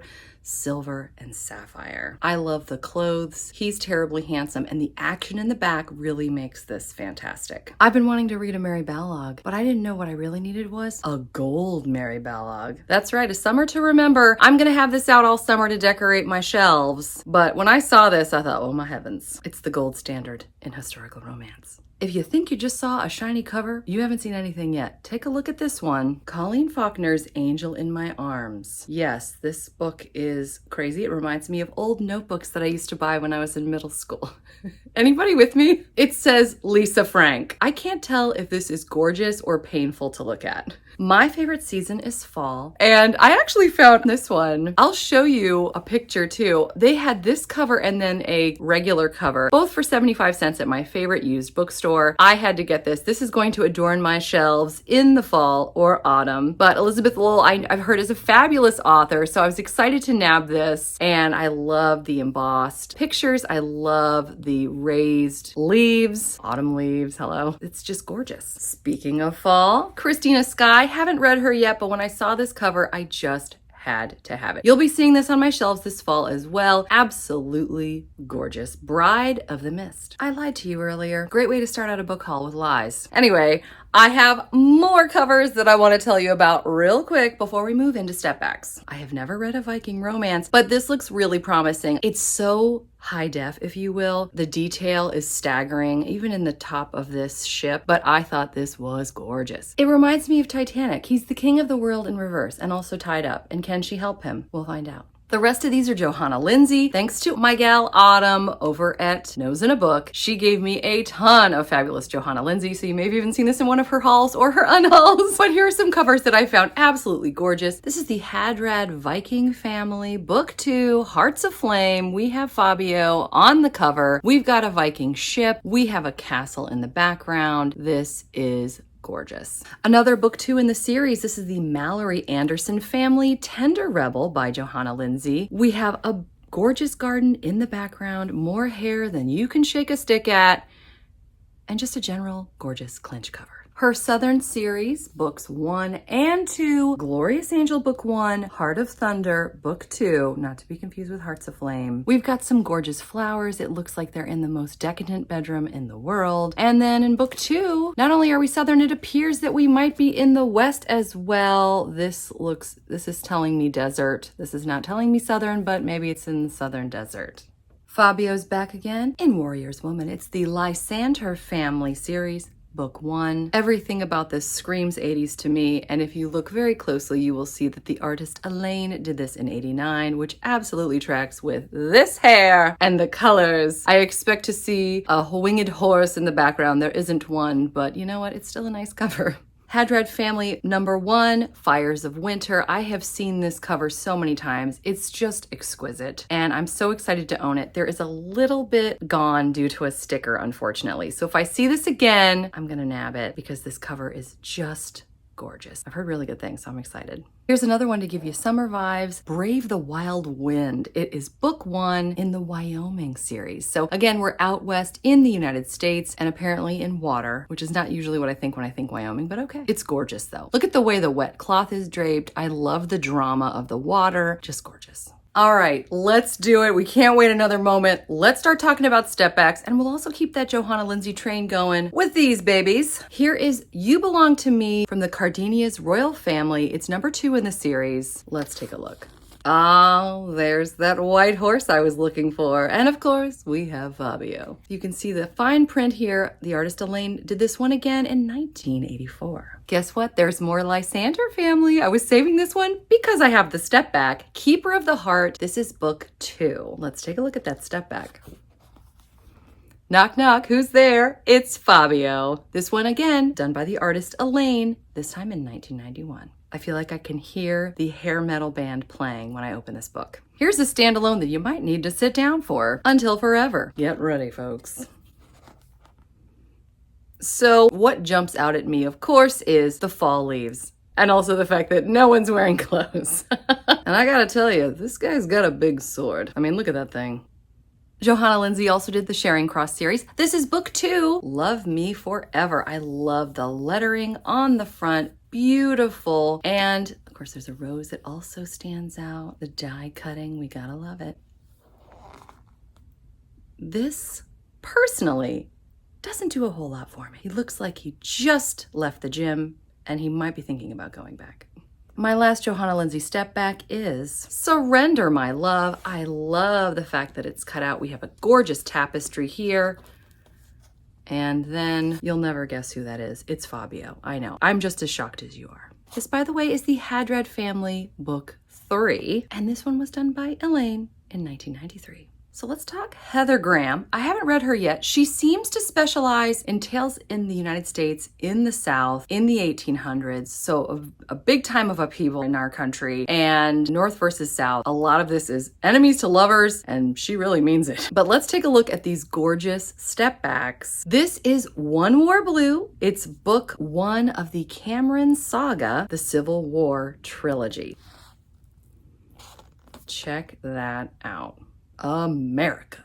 This looks perfect for the 4th of July. I mean, honestly, I'm really intrigued. A tempestuous novel of love and war. I've never read a Civil War set historical romance before. I also nabbed Captive. This is book 2 of the Mackenzie's Florida Civil War series. I love this cutout. Look, here we go. We've got some gold again going on. Just gorgeous. Check that out. And then you open it to find just the most beautiful. We've got Pinot, one of my favorite artists. I see this artist a lot in Mary Jo Putney, Amanda Quick, and then here we are with Heather Graham. This is set in Florida. So we have like swampland. It even reflects the animals that you would find in the wetland. This looks fascinating. And if you hadn't guessed already, this person is related to the Native American tribes in Florida at the time. So really fascinating. Book 3 in that same series, Mackenzie's The Florida Civil War. Rebel, again, look at this gorgeous iridescent cover. We got the cutouts. We have a gorgeous hummingbird. Pinot is giving us another gorgeous, gorgeous step back set in the wetlands, swamps, whatever you'd like to call it. I love how they even properly display the plants. This is exactly what you would see if you went down to Florida. So, I mean, maybe you wouldn't see that, but you'd see some of the plants and the wildlife. So let's jump from the United States during the Civil War to England in medieval times with Roxanne Becknell. I don't know what more you could want in this book. First of all, let's look at this cover, Where Magic Dwells. It's a standalone by Rexanne Becknell, not Roxanne. We've got tapestry here. This is a little worse for the wear, but is this not gorgeous? Look at this. We've got a castle in the background. She is literally magical, and he's a knight. He's trying to win her heart, and everyone else that's tried has failed because she is just not having it, and they're quite frankly scared of her. So this looks fascinating, and I am really excited to read this. I mean, I just love everything about this. I love the trees, the flowers, the building, the clothing. I just love it, and I'm dying to know more about Where Magic Dwells, which is set in Wales, not England. This one too seems insanely compelling. The Maiden Bride. We've got some gold and copper on the cover here. And then we open it to find one of the most compelling step backs I've ever seen. We're in love. So we don't seem to care that the castle's on fire. And the storyline too is really interesting. She is cursed, apparently. She's pretending to be her twin sister to save her twin sister from the likes of this rogue. It's nice to see step backs that are beautiful and all, but I mean, this is telling a story, and I really want to know more. I have 2 step backs to share from the great Catherine Coulter. Still haven't read her yet, but I'm really excited about some of the books that I have, and I'm going to share them with you right now. We have The Duke. This is from the Regency series. It's book 4. Look how gorgeous this is. And then we open it and we have an incredible step back. Look at this. I could frame this. I could put this on my wall. I would be perfectly content. I adore this. And I love how we see her just pensive alone, but we also see her with him. What else I find interesting about this is they're not embracing. This is not just 2 people who are in the throes of passion, which again, you don't really see. So you've got this pastoral scene. We have a castle here. This is so interesting and compelling to me. I'm really excited to have this book. Do you remember the gum that talks about doubling your pleasure and doubling your fun? Well, that's what this book is. This is actually book 8 in the Sherbrooke Brides series. But this is the Sherbrooke twins. We have a step back as well. And this is essentially a more pastoral scene of the 2 of them in a competition to see who can be the most handsome. I have 3 Christina Dodd for you. In fact, you just saw 2 of those in my book hunt video the other day, I have a feeling many of you did. Here are books 1 and 2 of the Governess Brides series. I thought this was the coolest. I didn't realize this was a cutout at first. And you open it to find this. I love this so much. It looks like a photo. And then we have book 2. Again, it looks like a regular cover, not necessarily a cutout. Again, we just see a gal with a gorgeous gown, and instead of an apple, she's got a book. Curious to see what the significance of these props are. I had to nab this as well because it's one of the most beautiful stepbacks I've ever seen. Christina Dodd's The Prince Kidnaps a Bride. This, by the way, is book 3 in the Lost Princesses series. But let's take a look at this stepback. Again, you did just see this in my book hunt the other day, perhaps, but I think it bears repeating. Now comes some more I bought just for the stepbacks. Again, let's talk about these. There's an interesting story especially about the first one I'm about to show you. Shannon Drake, Tomorrow the Glory. We've got a cool cutout. There's a beautiful flower on the front. There's the gold lettering. It's lovely. And then we open it, and it is a 2-page step back. This is again like Civil War era because she's a Southern belle. This has got so much going on, but here is the most interesting thing about this. And part of the reason I got it because I wanted to share it with you. This is Shannon Drake, the author herself, and her actual family for her book cover and step back. They got dressed up, they had a photo session, they turned the photos into this step back, but this is literally, how cool is this? That this is literally the author and her husband, and there's her husband again, and there are her kids. I've never seen that before, and I thought I had to share when I realized that. Here comes another step back and cutout I just had to have. Victoria Alexander's Her Highness My Wife. I didn't even realize this was a cutout until I was putting another book away in front of it and it got snagged on it. And I was like, what's going on? I pulled it out and I found this to be just exquisite. Look at this. I love this so much. This prop here is to let you know that this gal is royal. He marries her without even realizing she's royal. Then she disappears. He's got to find her. This looks like so much fun. This fulfilled 2 of my desires as a booktuber. Getting a Connie Mason and getting a Viking book.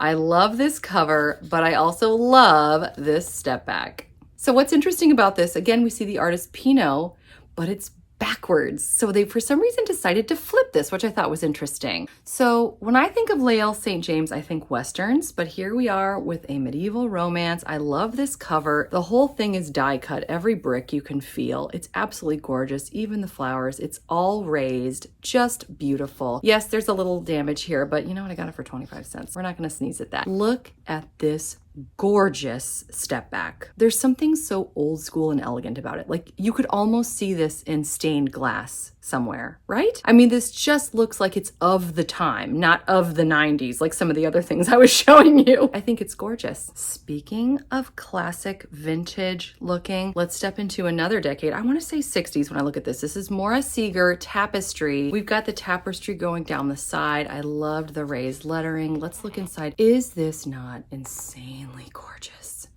I love this.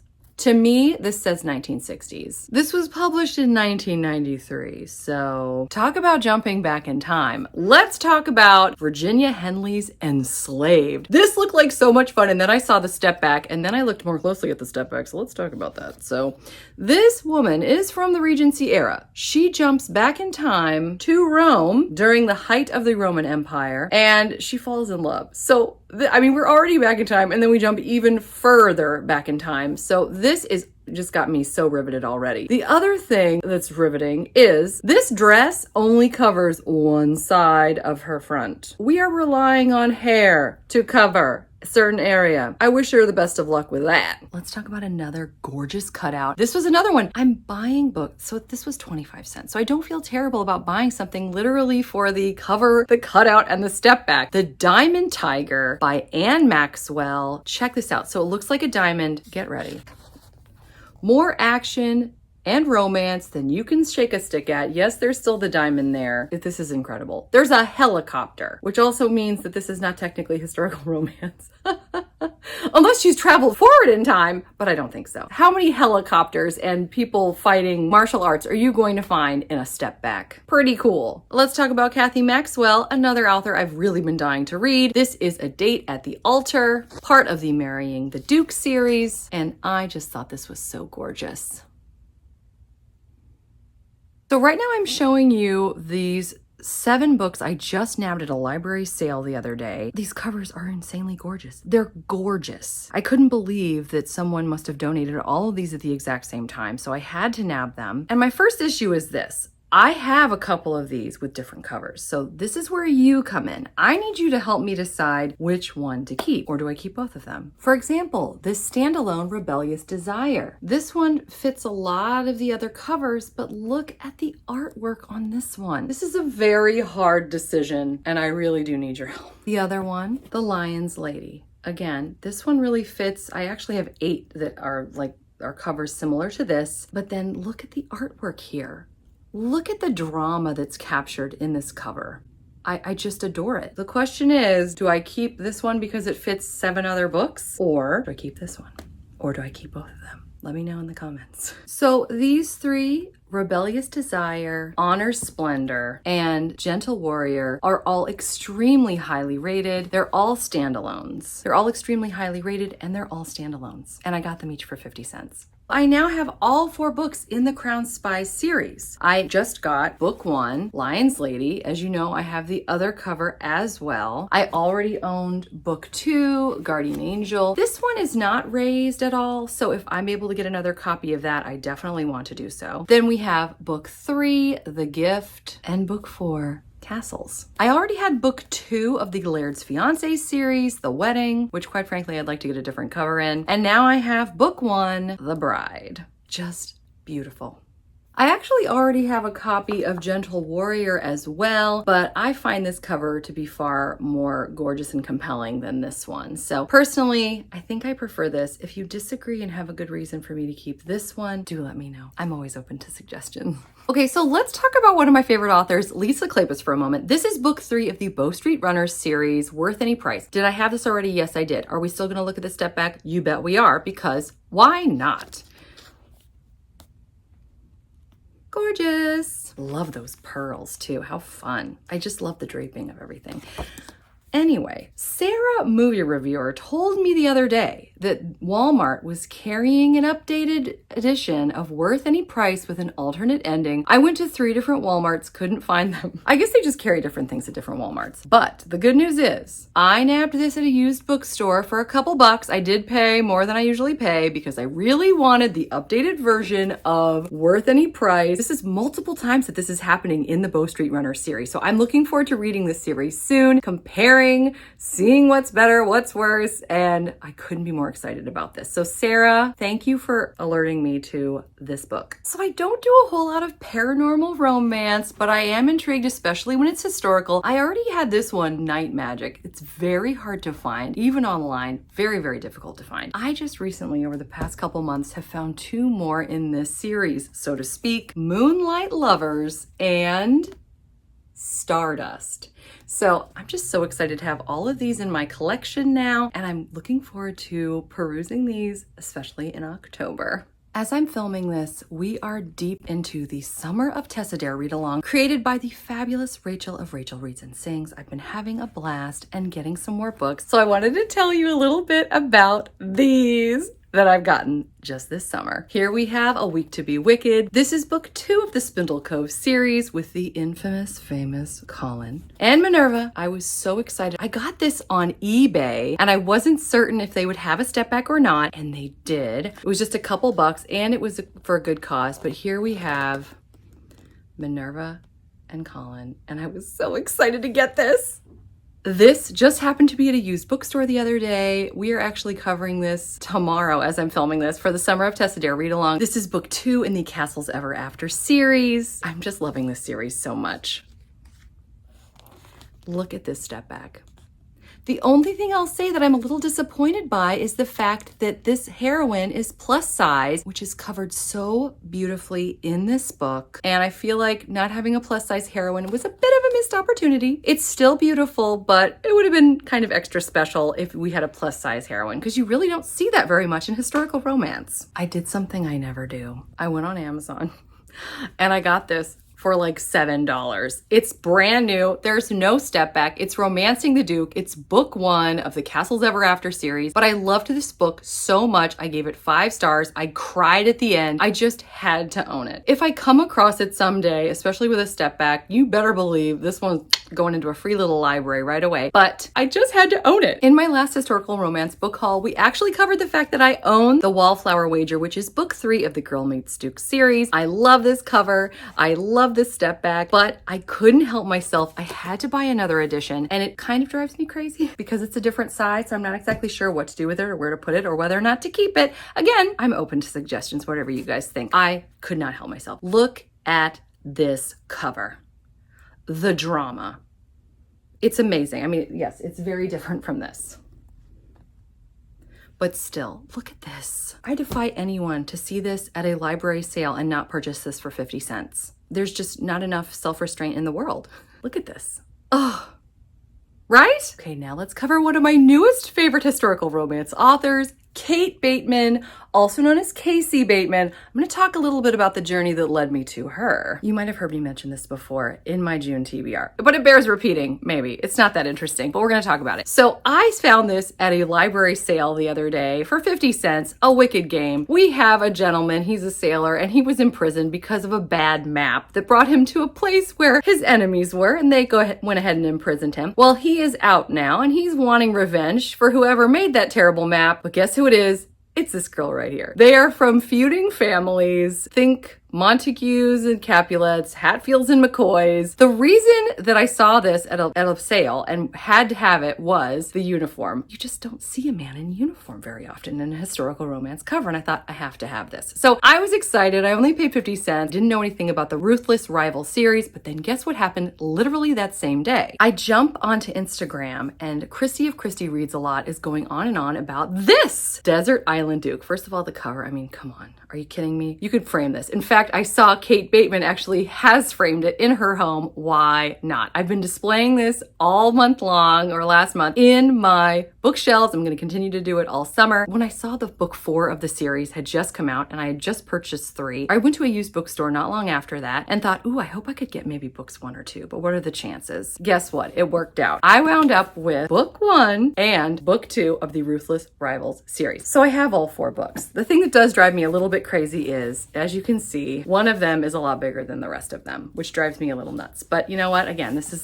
such a gorgeous cover. I'm not going to complain much.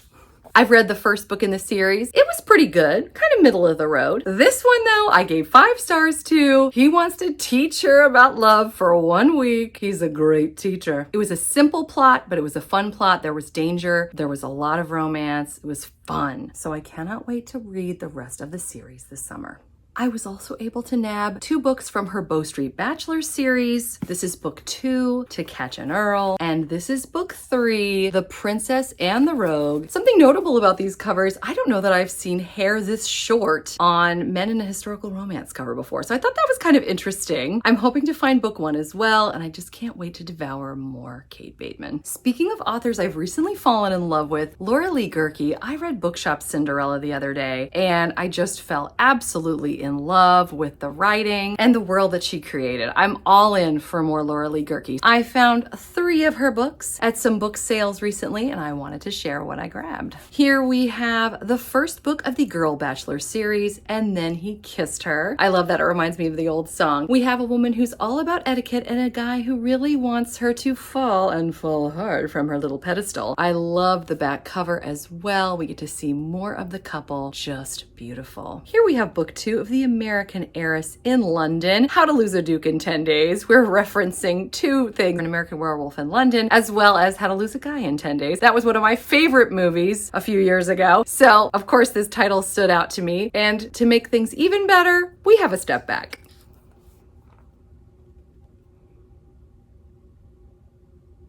I just love this. So here's a cover unlike I've ever seen. This is book 2 in the Guilty series by Laura Lee Gerke, His Every Kiss. Look at this. It's not raised as you might think it is. The lettering is, but that's all. You can almost not even see him. I'm gonna see how close I can get here. I've just never seen anything like that. So compelling. And then guess what? There's a back cover that is gorgeous on its own. Let's take a peek. There's our gentleman in full color. And it looks like this might be a road trip romance. I am very excited to read this one. Christina Britton's publishing company reached out to me the other day because I read and reviewed the first book in her Sinful Spinster series, and I loved it so much. Some Dukes Have All the Luck. I had it on my Kindle because I had it as an ARC, an advanced reader's copy, but then when I saw this for 50 cents at a used bookstore, I just had to grab it. This book is so much fun. It's the first book in the series. I can tell you right now, the second book is coming out in mid-July. It is just as fabulous as the first, and one of the things that I loved about this and why I wanted to get the book is we have a map inside of the island. No, we don't. Yes, we do. Being someone who was raised on Lord of the Rings and The Hobbit and all of that, I just find I love a good map at the beginning of a story. It gives it like a fantasy element, but this is historical romance through and through. But anyway, loved it. And I love Christina Britton, which is why when I came across this, I had to have it. Again, this is a larger, more recent copy, so it doesn't fit the size of the general mass market paperbacks. I love the colors. I love the dress. I thought this was just gorgeous. And this is book 2 of the Isle of Sin series. Few people realize that this series, the Sinful Spinster series, is actually a spin-off of this series. So I can't wait to jump into the original series that started it all because I'm really, really enjoying the spin-off series. I usually love Eloisa James's books. So now I want to talk to you about 4 I just nabbed. I am most excited about this one. This is book 1 in the fairy tale series. You may have seen my big video all about the fairy tale series. And at the time I didn't have the step back, but I just nabbed it recently. So I'm going to be donating this one because now I have this one. Let's take a look at the step back of this spin of Cinderella. I gave this book 5 stars when I read it. I adored it. Highly, highly recommend. I just nabbed 2 books of the Essex Sisters series, and they both have step backs. We have book 2, Kiss Me, Annabelle. Look at this, we've got a castle. This is such a gorgeous scenic cover. And then we have them again. We're out in the wild here for a beautiful step back. And here's book 3 of the Essex Sisters series, The Taming of the Duke. Gotta love that. Just beautiful. I also grabbed Midnight Pleasures, books 2 of the Pleasures series. There is no step back, sadly, but it was Eloisa James, so I had to at least grab it because it was only 25 cents. I've recently become a big fan of Joanna Shupe and the books set in New York City around the turn of the 20th century. She's difficult to find because people just don't want to give up her books. So when I found this, I had to nab it. This is book 3 of the Wicked Deceptions series. I love this gown so much. She's gorgeous. Elizabeth Olsen is Lady Sophia Barnes in The Lady Hellion. This one actually is set in London, by the way, and it looks like it's going to be a wild ride. I read The Highwayman by Kerrigan Byrne not too long ago for my Highlander romance, Try a Chapter Challenge, and I really enjoyed it. So when I saw this recently, How to Love a Duke in 10 Days, not to be confused with the other title we just saw that was a play on How to Lose a Guy in 10 Days, I had to have it. It's actually book 1 of a series, Devil You Know. It's very hard to find the first book in a series, so I'm always especially excited when I can nab one of those. It's a little embarrassing to admit that I have not read Sabrina Jeffries yet, but I have a couple more of her books. She looks like so much fun. I feel like I'd really like her. I really need to get at least something by her on my TBR before 2024. That's a new goal of mine now. Let's talk about what I just acquired. I already had The Bachelor, which is the first book in the Duke Dynasty series. Now I have book 2, Project Duchess. I got this for 50 cents. It looks like it has never even been read. It is in absolutely perfect condition. We also have How to Woo a Reluctant Lady. This one is another one where they got creative with the sizing of the books. books. Here's a typical mass market paperback, and here is this one, because they're trying to drive me crazy. This is book 3 of the Hellions of Halstead Hall series. I'm quite intrigued because I've heard great things. Lorraine Heath is another author I've been dying to get more into. I read one of her Christmas novellas last year. I just haven't had a chance to read any more of her yet this year, but I really want to get into it. Let's talk about what I just grabbed. This one is from the Chessmen, Masters of Seduction, Book 1, The Counterfeit Scoundrel. I have quite a few of the Scoundrels of St. James series by Lorraine Heath, so when I had the chance to nab another one in the spin-off series, the Scandalous Gentleman of St. James series, Once More My Darling Rogue, you know I took it, and also there's a step back here. This is book 2, by the way, in that series. Here is the step back without further ado. Just gorgeous. Is it silly to say I love the wallpaper? Because I do.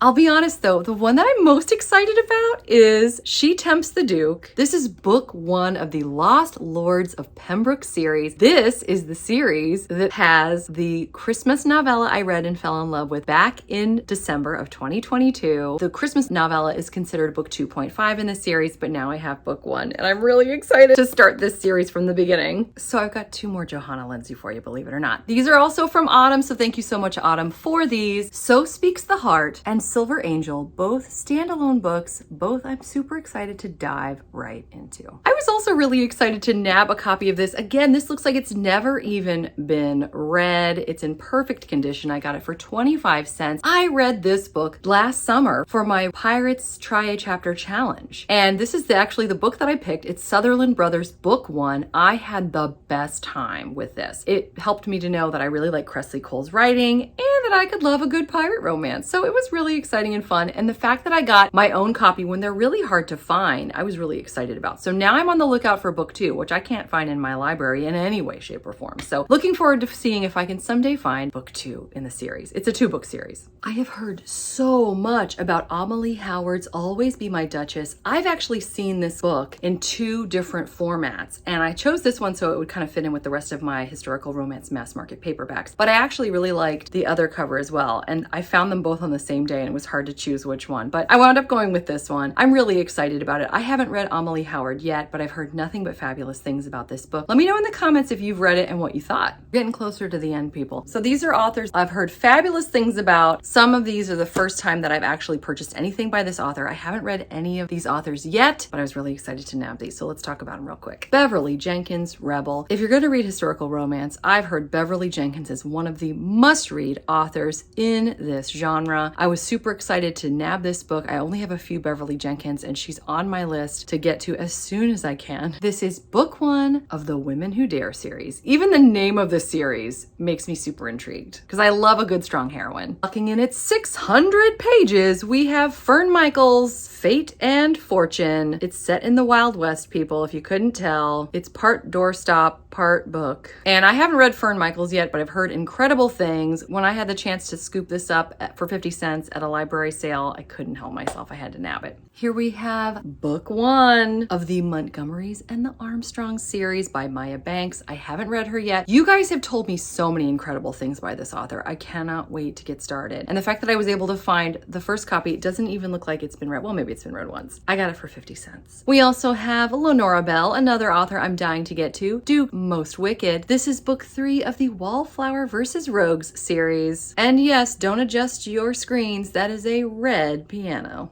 Madeline Hunter, you guys have gone on and on about how great she is. Well, I have book 2 of the Decadent Dukes Society. This is a devil of a duke, and I'm really excited to get into her in this series. Let me know your favorite Madeline Hunter book in the comments below. Let me know your favorite of any of these authors, really. Just tell me whatever you want. I've learned so much from you guys. I always appreciate it. And if you're still here in this long video, I mean, I'm willing to listen to anything you have to say. Here's an author I have never heard of before, Julianne Long. It's the title that really grabbed me here, and I got this for 25 cents. Beauty and the Spy. I love a good Beauty and the Beast retelling. I also love books about spies. I'm always a sucker for that. So when I saw that this was a little mix of both, had to nab it. This, by the way, is book 1 in the Holt Sisters trilogy. For my final book, I have one that is historical romance, but it's a little different. That's why I saved it for the end. Ever After. This book is, I don't know if it's the book is based on the movie or the movie's based on the book. It's based on the the screenplay. So the movie came first and then the book. I'm still super excited to read this. I remember loving this movie and the soundtrack back in the 90s, despite the fact that I wasn't alive then. Just kidding. Anyway, it's so good. And I'm just going to show you a couple more pictures on the back so we can relive all of the ever after fun, except for it doesn't want to focus, so I apologize. I grabbed this for 75 cents. I couldn't help myself. And I'm so excited that now I own it. Well, you did it. You hung out with me for 80 plus books. I can't tell you how much fun I had sharing this with you, and I want to do this all over again. Within the next month, I'm planning on doing my book haul that is everything else: contemporary, paranormal, and fantasy romance, because I've got quite a few of those as well. Not 80, but a lot. So I hope you're doing well. I hope you're enjoying whatever it is you're reading, whether it's historical romance or not. Until next time, thanks so much. Take care. Bye.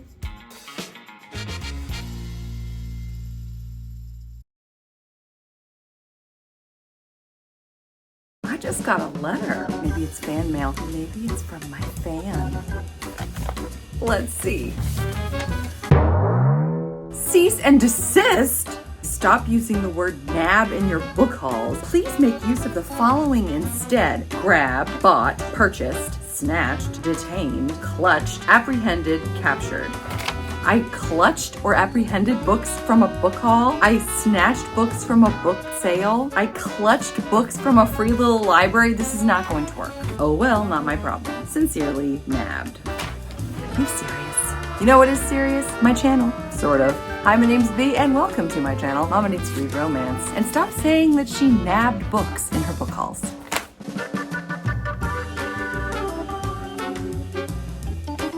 It's been a long time since I've hauled any contemporary, fantasy, or paranormal romance. I've never done a haul of YA romance or cozy mysteries. I've even got women's fiction. I'm also going to include some historical romances, even though I just did a haul. I've acquired some new ones. So you're going to see a little bit of everything in this video. Don't you worry, I will have chapters on the bottom so you can just go to exactly what you're interested in. It's gonna be 88 books of fun. And I'm so glad you've joined me. Let's talk about cozy mysteries. I was excited when I found these at several library sales. I got all of these for probably about $3. These are the Hannah Swenson mysteries. The covers and the titles looked so fun. I've seen the Hannah Swenson mysteries on Hallmark Movies and Mysteries, so I was excited to grab these copies. Triple Chocolate Cheesecake Murder, Apple Turnover Murder, Red Velvet Cupcake Murder. Are you noticing a trend? We're just gonna take yummy foods and attach the word murder to them. Raspberry Danish Murder, Devil's Food Cake Murder, Cinnamon Roll Murder. I love a good cinnamon roll hero, so of course I had to grab that one. Let's talk about a little YA romance. Everybody's talking about The Summer I Turned Pretty, but what about To All the Boys I've Loved Before? Yes, I loved the movies, and I was so excited when I got this at a free little library. A young girl dealing with the fallout after her love letters that she wrote to purge herself of the loves of her life that were never meant to be said get out. It's a lot of fun. We can't keep meeting like this. We have a teen girl and a guy who's home from college. They started a fling, and it might come back to fruition because they're going to be working together all summer at weddings. I really want to read this one soon. A Cuban Girl's Guide to Tea and Tomorrow. It's part of Reese Witherspoon's book club. A gal from Miami meets a teen boy as she spends the summer as a fish out of water in England. Women's fiction coming at ya. I just noticed that this says ARC, advanced reader's copy, not for resale. I got this for $1 at a library sale. I already own the Tea Rose, and many of you talked about how incredible it was. We have a woman doctor and a gangster who fall in love against all odds. Kensington Books sent me these just out of the kindness of their hearts, but they might be a little too dark for me. The tagline for this one is American Gothic meets Outlander. And in this one, we have a haunted house where a woman is living on her own. Let's talk alien romance. I own the first 3 books in the Ice Planet Barbarian series by Ruby Dixon. I find the Ice Planet Barbarian books that are being reprinted right now to be absolutely gorgeous. Of course, I'm scooping all of them up as they come out. Here we have Barbarian Mine, book 4. Not only does it have a honeymoon that Ruby Dixon wrote just for this book, it also has a short story called Fathers. One of my all-time favorite Ice Planet Barbarians books, Barbarian's Prize, again, includes a honeymoon that Ruby Dixon wrote just for this iteration of the book. And book 6, the latest release, this one also includes a honeymoon that she wrote just for this book.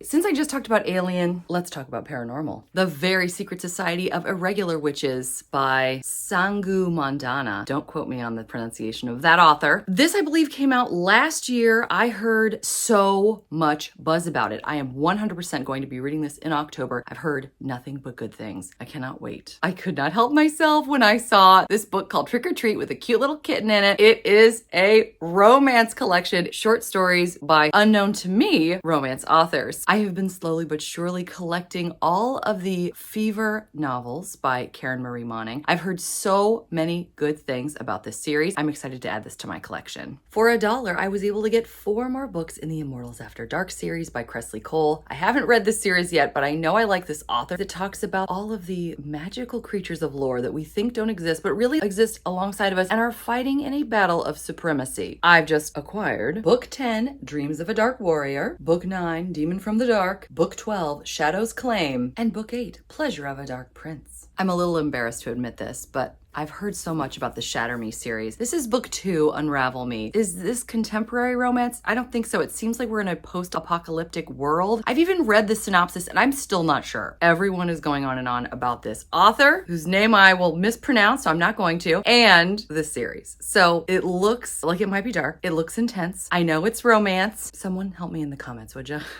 Okay, now we're gonna head into a very massive section, contemporary romance. And I'm gonna start with one of my favorite authors ever, Chloe Lees. I have 3 of her 6 books that have been published so far in the Bergman Brothers series. I hit 1,000 subscribers back in May, and to help me celebrate, the fabulous Laura, one of my favorite online friends, sent me this from my wish list. I thought it was so sweet of her. Thank you again, Laura. I'm so excited to have this. This is book 1 in the Bergman Brothers series. We have a young man who is still struggling with the loss of hearing and a woman who's trying to get over the death of her mother. They are sort of forced to work together on a group project in college, and what happens is magic. Another friend of mine online who wanted to share in the fun of me hitting 1,000 subscribers. This is from Steph of Novelty Corner, who I adore. Please check out her channel. If you haven't yet, you will love it. She is one of my favorite booktubers out there. This is her favorite of the Bergman Brothers series, With You Forever, book 4. We have Axel and Rooney. When these two come together for a marriage of convenience, sparks fly and lives that were half-lived become whole in this beautiful, beautiful story. I also grabbed Everything for You the other day at a used bookstore. We have Oliver, he's our Bergman brother, and then we also have Gavin. They're co-captains on a soccer team. This is an enemies to lovers that was so much fun. Speaking of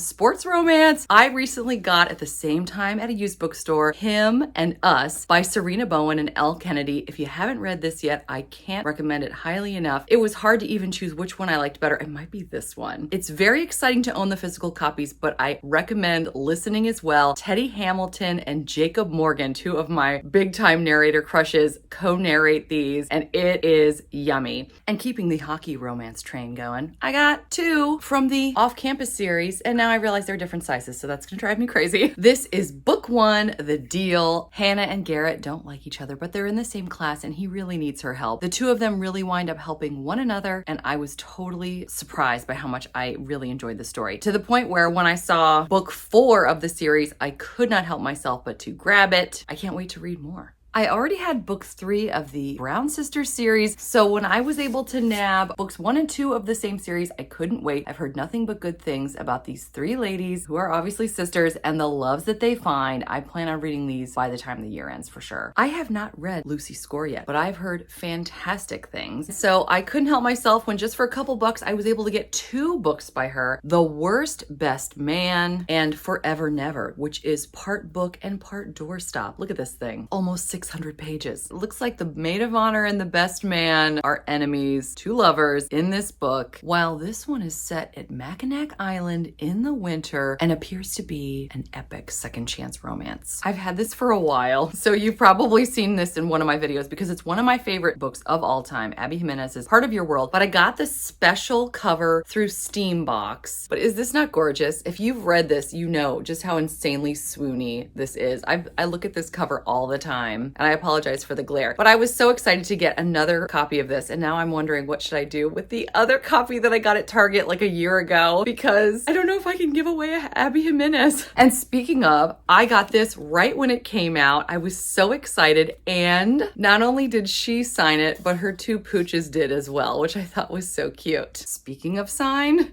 and contemporary romance that I love, Forget Me Not. I got the regular version and the UK version the other day when I got to meet Julie Soto in person. They had a raffle and I won this. I know I just talked about this in another video, I'm sorry. But yes, she signed both of these, one while I was there, and then this one was pre-signed, ready to roll for whoever won. And I am just so excited to own these and to have met her. This is another Enemies to Lovers that's actually been optioned for a TV show. So try to read this if you can before the show comes out. And while we are talking about signed contemporary romance, I've got 4 more to talk to you about. I got these 2 through a Hello Lovely box. They were doing a clearance sale. They're both signed by the author, and I'm really excited about both of these. I haven't really done baseball romance yet. This is set in college. We have a girl who's always keeping the other girls away from the baseball players at parties. They're calling her a jock block. Anyway, this guy is tasked with dealing with her, and apparently what happens is a whole lot of romance. This one looks really interesting. We have a woman who is a single parent. She's still nursing her wounds, and her former lover slash professor. These 2 yummy covers were from something called Bookworm Box. I got these at a library sale. I looked up Bookworm Box to see if it was still going because I was very intrigued, and I think it's over now. It does have a website. I'll link it below in case you're interested. They specialize in specialty books, ones that are signed by the authors. This appears to be a second chance football romance, and apparently our football player is very rich and very famous. And this one is between a British rock star and his babysitter. That makes sense. The woman who babysits his children. But wait, there's more, much more contemporary romance. I recently got the book that follows the love hypothesis, Love on the Brain by Ali Hazelwood. This is probably my favorite Ali Hazelwood, actually. I really enjoyed seeing an engineer and a neuroscientist work together despite the fact that they hate one another. It was super spicy, it was deep, and Levi is basically like the perfect man. I read the summary of this one and just about died. It's called Jane in Love. It's supposed to be actual Jane Austen who time travels to present day and begins falling in love with someone, but as she's falling into love with him, she realizes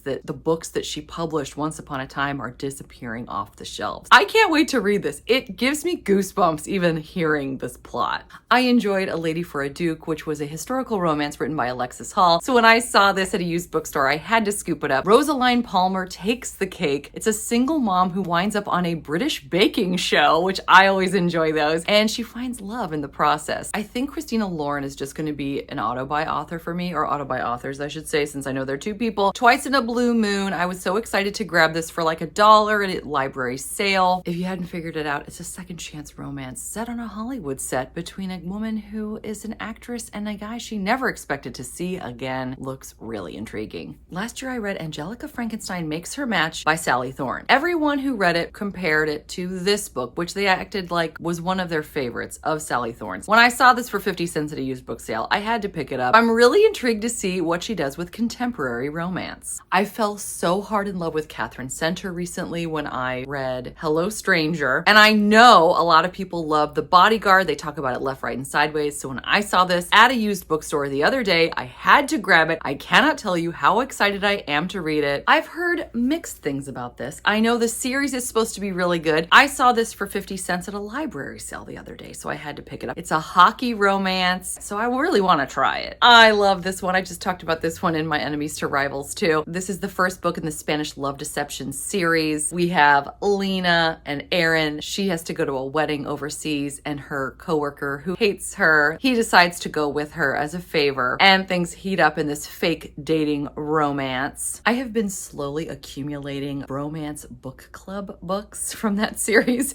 It just sounds so cute. A bunch of guys who are sort of clueless that get together and read romance novels in order to figure out how to romance the women that are in their lives or hope to be in their lives. And I just picked this one up the other day. Crazy Stupid Bromance. Got it for $1 at a library sale. This is book 3 in the series, and I can't wait to get into the whole thing. I listened to this when it came out. I became so obsessed, I immediately had to go to Target and get this for 20% off, which I think all the books at Target are always 20% off, so I think it's kind of a ploy. Let's be honest. This Stepbacks is such a good book by Emily Henry. It just came out this year. A group of friends who have been together forever get together to celebrate the wedding of two of the people in their group. Unfortunately, two other people in their group have separated and have to fake being together in order to make this last week in a beautiful vacation cottage go off smoothly. This looked so humorous. I thought it was a Christmas book because of the colors. It's like a winter book. This is book 4 in the Under Kansas Skies series. We have a guy who's lost a bet and has to swear off women for 4 months, and a woman that he's been pining after for years. She asks him to be his fake date at a wedding in the woods, and you can imagine what happens next. It sounds fun and something I'd like to read this winter.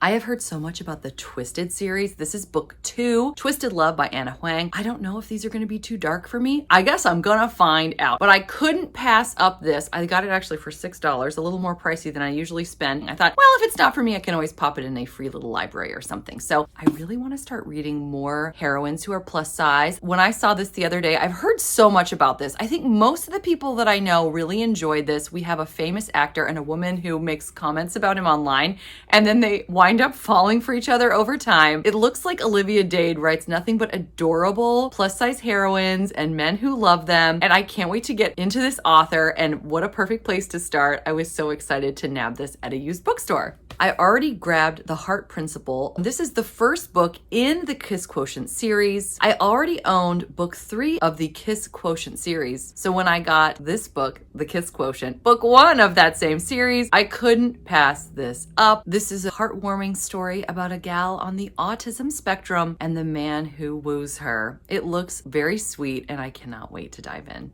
This looked so cute. I bought it without knowing a whole lot else about the author, the series, anything. Is this even part of a series? Lauren Rowe is a USA Today and international best-selling author. Okay, now we know that. No, this is a standalone. Okay, this is not a part of a series at all. I just made that up. Anyway, this is about a guy. He is in a band, and he seems so self-effacing and sweet and quirky. I just love it. Apparently, he has no game, but he's trying to woo a girl. He's saying all the wrong things, and he's even afraid of kissing her. It just sounded so cute.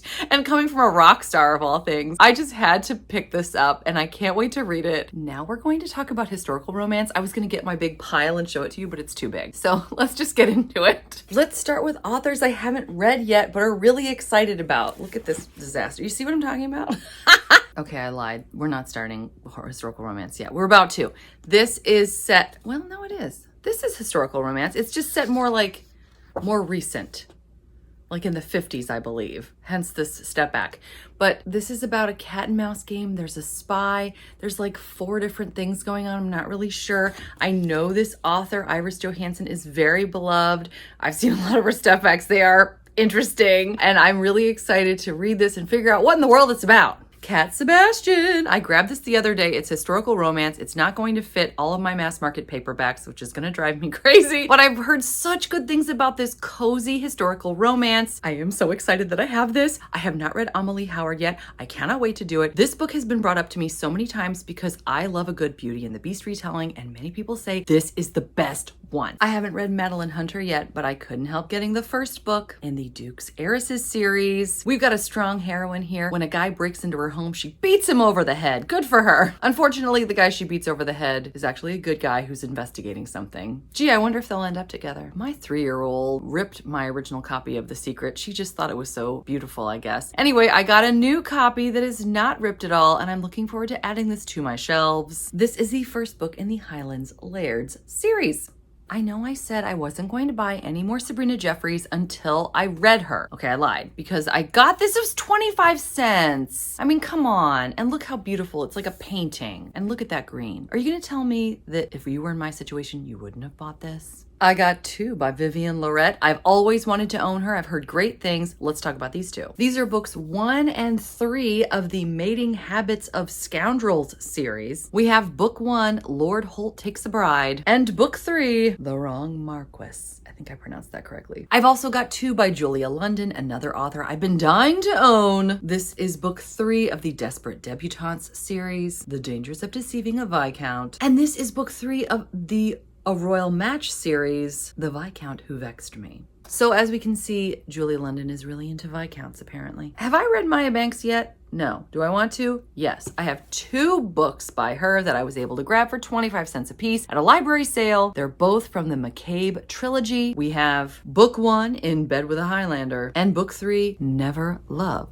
a Highlander. It's been too long since I've really read a Highlander. I also got some of my favorite historical romance authors here. I was so excited when I got a couple more Christina Britton for 75 cents a piece at a used bookstore. I have been drooling over the Sinful Spinsters series, and when I found out that it was a spin-off of the Isle of Sin series, I was so excited, and now I have book 1, A Good Duke is Hard to Find, and book 3, A Duke Worth Fighting For. I'm hoping to get this entire series soon. I love this author so much. So excited to add to my Joanna Shoup collection, specifically my Fifth Avenue Rebels collection with the very first book in the series, The Heiress Hunt. I got this for 75 cents at a used bookstore. Also, the other day at a library sale for 25 cents, I got book 1 in the Love by Numbers series by Sarah McLean. I already had book 2. So now I have book 1. Now I just need book 3. I recently got the arc for the Unforgettable Love series by Stacey Reed, which is book 2 in the series. So when I saw this at a used bookstore for 75 cents, I could not pass it up. This is book 1, A Matter of Temptation. Everybody I know has fallen deeply in love with this book. So excited to read it as part of the historical romance readathon before I read book 2. And then most excitingly, honestly, because this is one of my 6 stars for the year, The Wolf and the Wildflower. This is my first ever Stacey Reed that I read. This was also an arc, actually. I fell so deeply in love with this book and this author. The passion between these two is off the charts. It was such a moving story, and the ending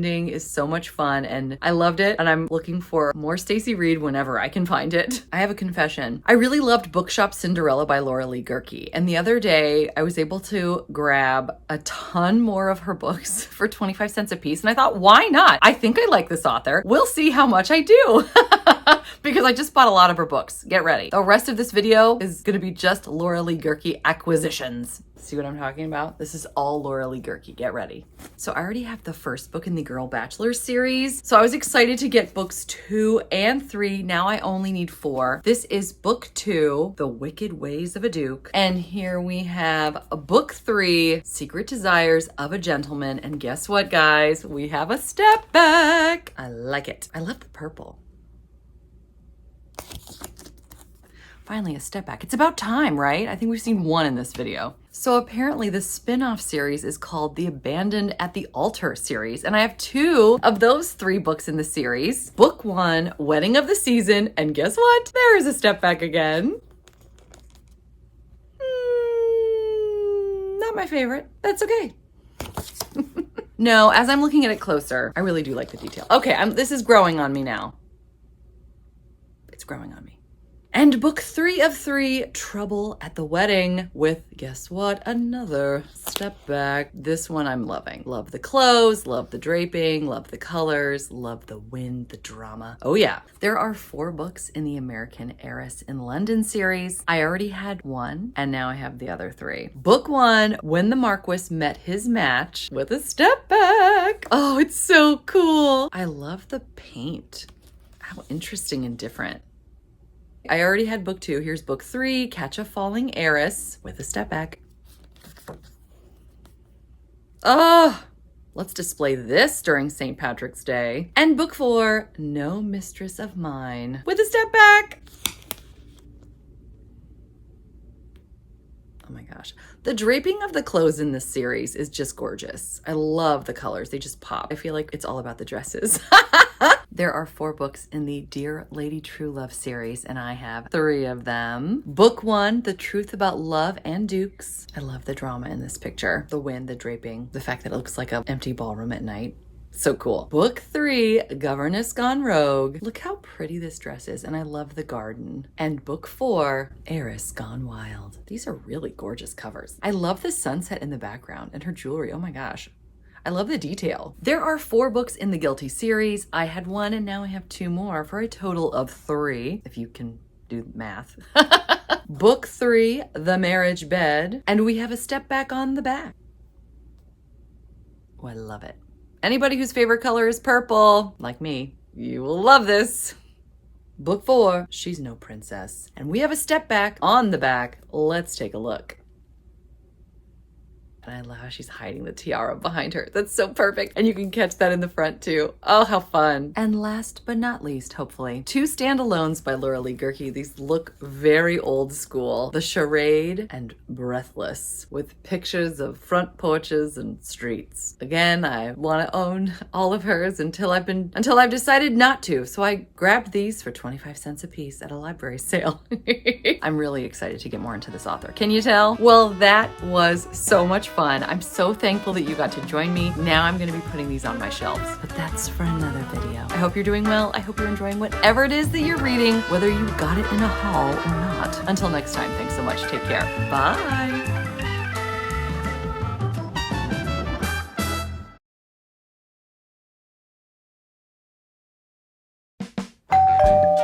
Somebody's here.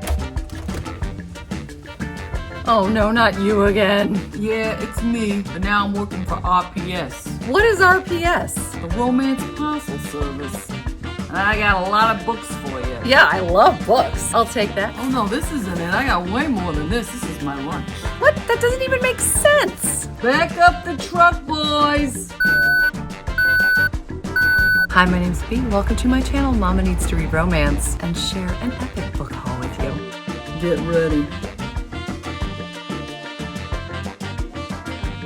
I'm so excited to share my books with you today. 70 titles, all historical romance. Many of these books came from a library sale. It was fill an entire bag for $1. That's right, $1. I want to start with Jane Feather. I haven't read her yet, but her stepbacks are so insane by Pino, one of my favorite stepback artists of all time. Let's look at these. Jane Feather has written an 8-book series called the V series, where each book in the series begins with the letter V. I have 5 of the 8. Wait until you see these. Let's look at the first one that I have, book 2, Virtue. We see a fan here, and there's a reason for it. This is about a woman and her brother who take men in gaming. She uses her fan to con these gentlemen until one day a handsome lord discovers what they're up to and decides to put a stop to it with his lips, I guess. Here's book 5, Valentine. Look at that gorgeous cover. We have a gentleman, a very hot gentleman, who needs to marry to get his inheritance, but this woman wants nothing to do with him. So he's going to make it his mission to change her mind. And it looks like it works. I mean, who could say no to this? Book 6, Violet. We have a woman who is a spy, and he wants answers, but she's only going to give them to him if he takes her to England and turns her into a proper young lady. I'm assuming so she can continue to spy. Look, we've got treasure here. Apparently, she brings them into more danger than you can shake a golden scepter at. Looks super fun. Oh, vanity. This one looks exceptional. We have a woman who is a pickpocket. She one day robs a highwayman who figures out what she's doing. He's furious until he realizes she's the key to his plot for revenge. So he uses her for that. But then guess what? I have a feeling they fall in love. This looks so cool. Okay, this book is completely bonkers. This is book 8, the final book in the series, Vice. We have a woman who starts her week as a bride and ends it as a murderess. She accidentally somehow knocks her elderly husband out forever with a bedpan. And then is in no position to refuse this gentleman. He proposes that she become his mistress. So it looks like shenanigans happen from there. I have 2 of the 3 books of the Charm Bracelet series. You better believe I'm going to be on the lookout for the first book, The Diamond Slipper. But let's talk about books 2 and 3. It's a Beauty and the Beast retelling where a silver rose on it. Look at this, by the way. How gorgeous is this? It's like a mirror. Holy cow. A silver rose on a charm bracelet brings together a beautiful young woman and a battle-scarred lord. Say less. I'm sold. Let's read it right now. This is gorgeous. I'm having so much fun. Yet again, Jane Feather with the crazy stories. Look at the foiling here. It's just absolutely gorgeous. The raised lettering, it's so beautiful. So what we have here are twins. One, unfortunately, who was raised in high society was ill and so wants to go to a convent, but she's supposed to get married. However, her twin sister is a street urchin. They take the street urchin, turn the ugly duckling into a beautiful swan, and present her to court. So it's a rags to riches type Cinderella tale that looks very intriguing. And what is going on with the monkey? tell you, these books, we've got The Hostage Bride, which is book 1 of the Bride trilogy. A woman named Portia who has no interest in getting married and then accidentally gets kidnapped. It was supposed to be someone else, but our captor ends up falling for Portia. So this looks bonkers. I don't know, but it looks fun.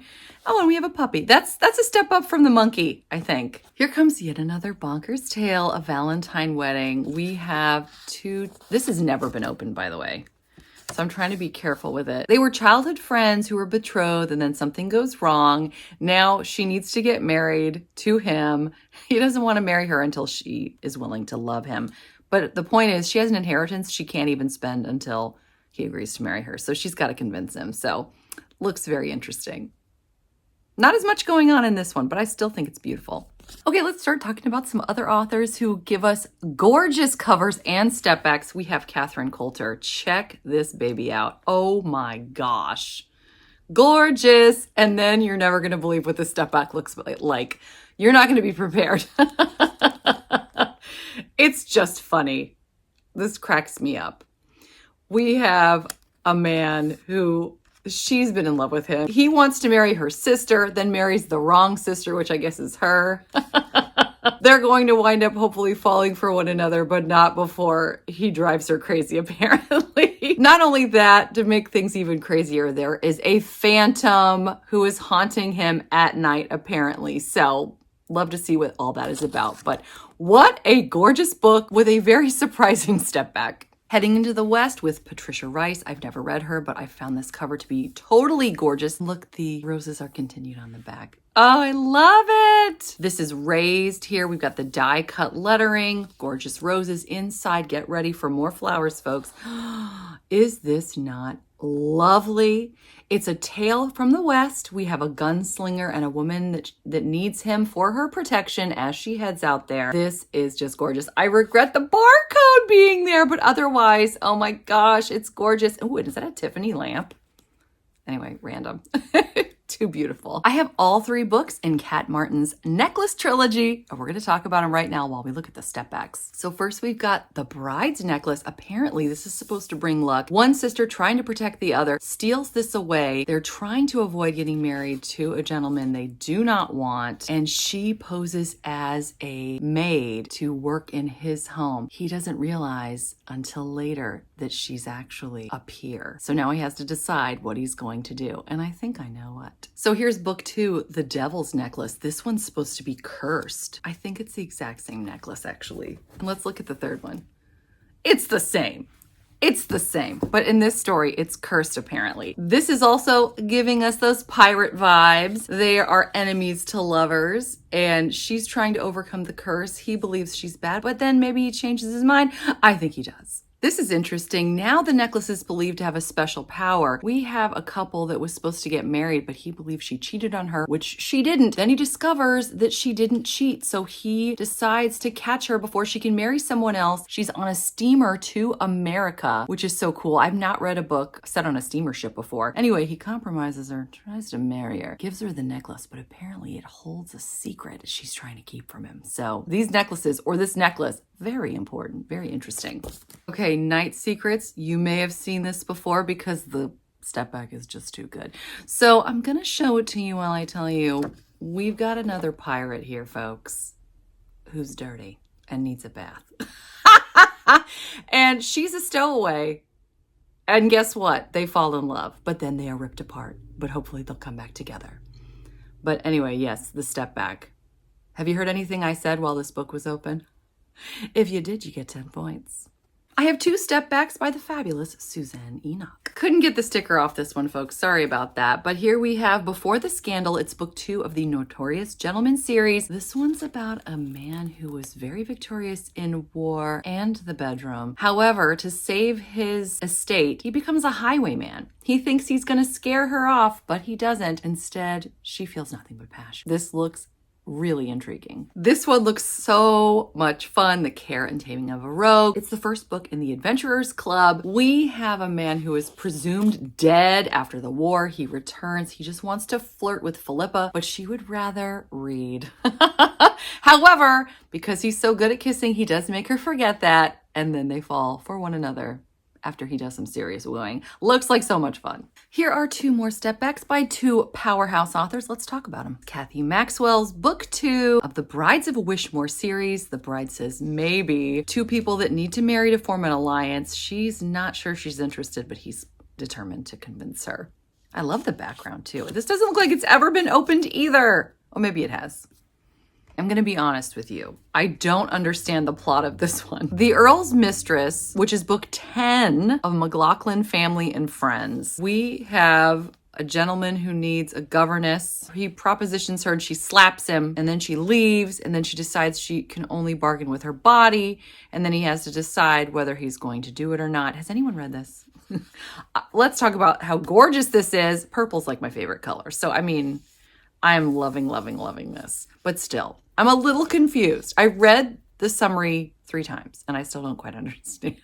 Who's read it? Tell me what you thought and what in the world this is about. Now we're going to talk about 2 books that I finally got the step backs of, and I'm beyond excited. The Duchess Deal by Tessa Dare. You may remember from my mystery box way back at the beginning of the year, I regretted giving my Tessa Dare copy that had the step back to my mother-in-law because she gave me so many amazing books. I mean, it's true.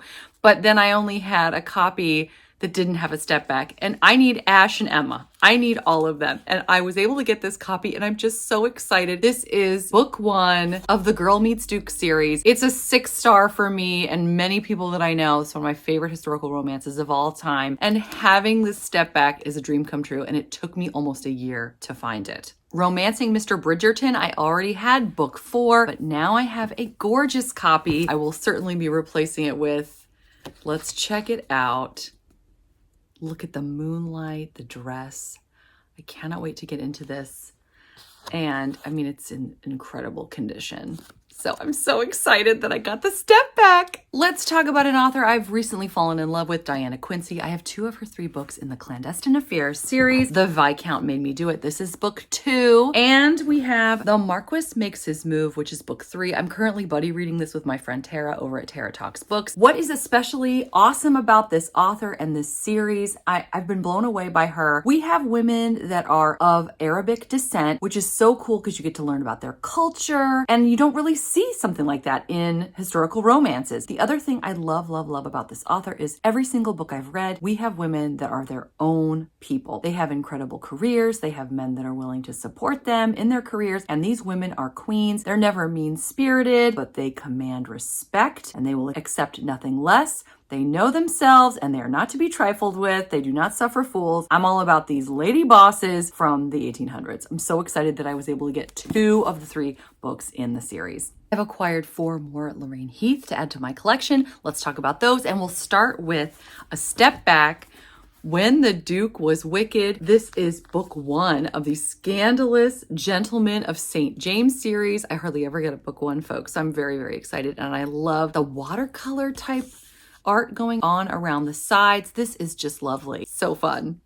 I also have book 4 of that same series, An Affair with a Notorious Heiress. As we see, she is in a gorgeous purple gown. The books in this series, by the way, follow the children from Lorraine Heath's Scoundrels of St. James series. So Lorraine Heath connects everything. We have book 1 of the Lost Lord series, As an Earl Desires, with a gorgeous cover. Oh my gosh. It also has a step back on the back. Look how lovely. Oh, love the colors. Love it. And I love how the top is so shiny. We've got the raised lettering here. Just beautiful. This is a direct sequel to Love with a Scandalous Lord. They also mention a link to the Daughters of Fortune series. I already have book 1 in the Chessmen Masters of Seduction series. And now I have book 2, The Notorious Lord Knightley. I'm very excited to add to my collection. And there's only 1 more book in the series, so looking forward to reading all of these. I have 2 more super fun step backs to share. Lori Copeland promised me today. We have die cutting here. Gorgeous. And then we open it. Beautiful scene. We're obviously out in the West. I love how this is a border like it's a painting. There are are attacks and daring rescues and anything you would expect from a historical Western romance. We also have Seduced by Virginia Henley. I've never seen this before, folks. This has a step back in the front and the back. This is a woman who pretends to be her twin brother. She dresses as a man. This guy right here is supposed to show her the ropes and how to be a man and winds up falling for her instead.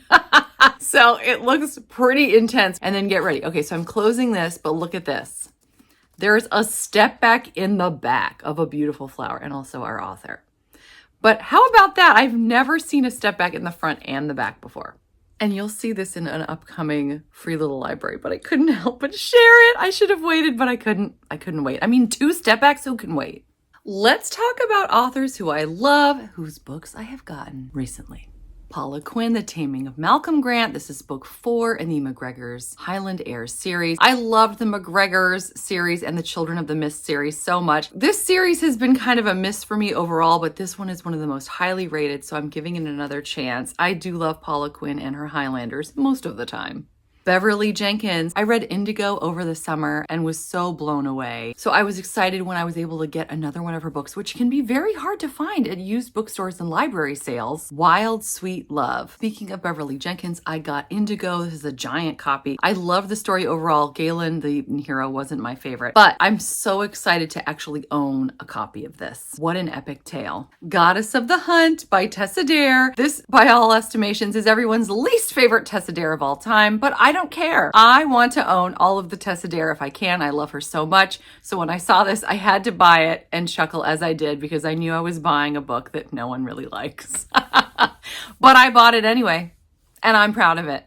I was so excited to get Bow Street Bachelors #1 by Kate Bateman. Now I have the entire series, and I cannot wait to get into this one. I love her Ruthless Rival series, and I haven't read anything else by her yet. But yes, I am all about the Bow Street Bachelors. A lot of people put this book, The Highwayman by Kerrigan Byrne, on their top lists of historical romance of all time. I gave this 4 stars because it was a little dark for me, but I really did enjoy this tale. It was so incredible, and I can't believe I actually own a physical copy. It's taken me a very long time to find. This is the first book I've been able to nab from the Scandal and Scoundrel series by Sarah MacLean. This is book 3, and I'm going to be on the lookout for books 1 and 2. I fell in love with Erica Ridley over the summer as part of the historical romance readathon. I could not help myself when I was able to grab 2 more of her books. These have a very waxy cover. They're harder and larger than regular hardbacks. These are part of the Sirens Retreat Quartet series. I have book 2 and book 4. So now I'm on the lookout for books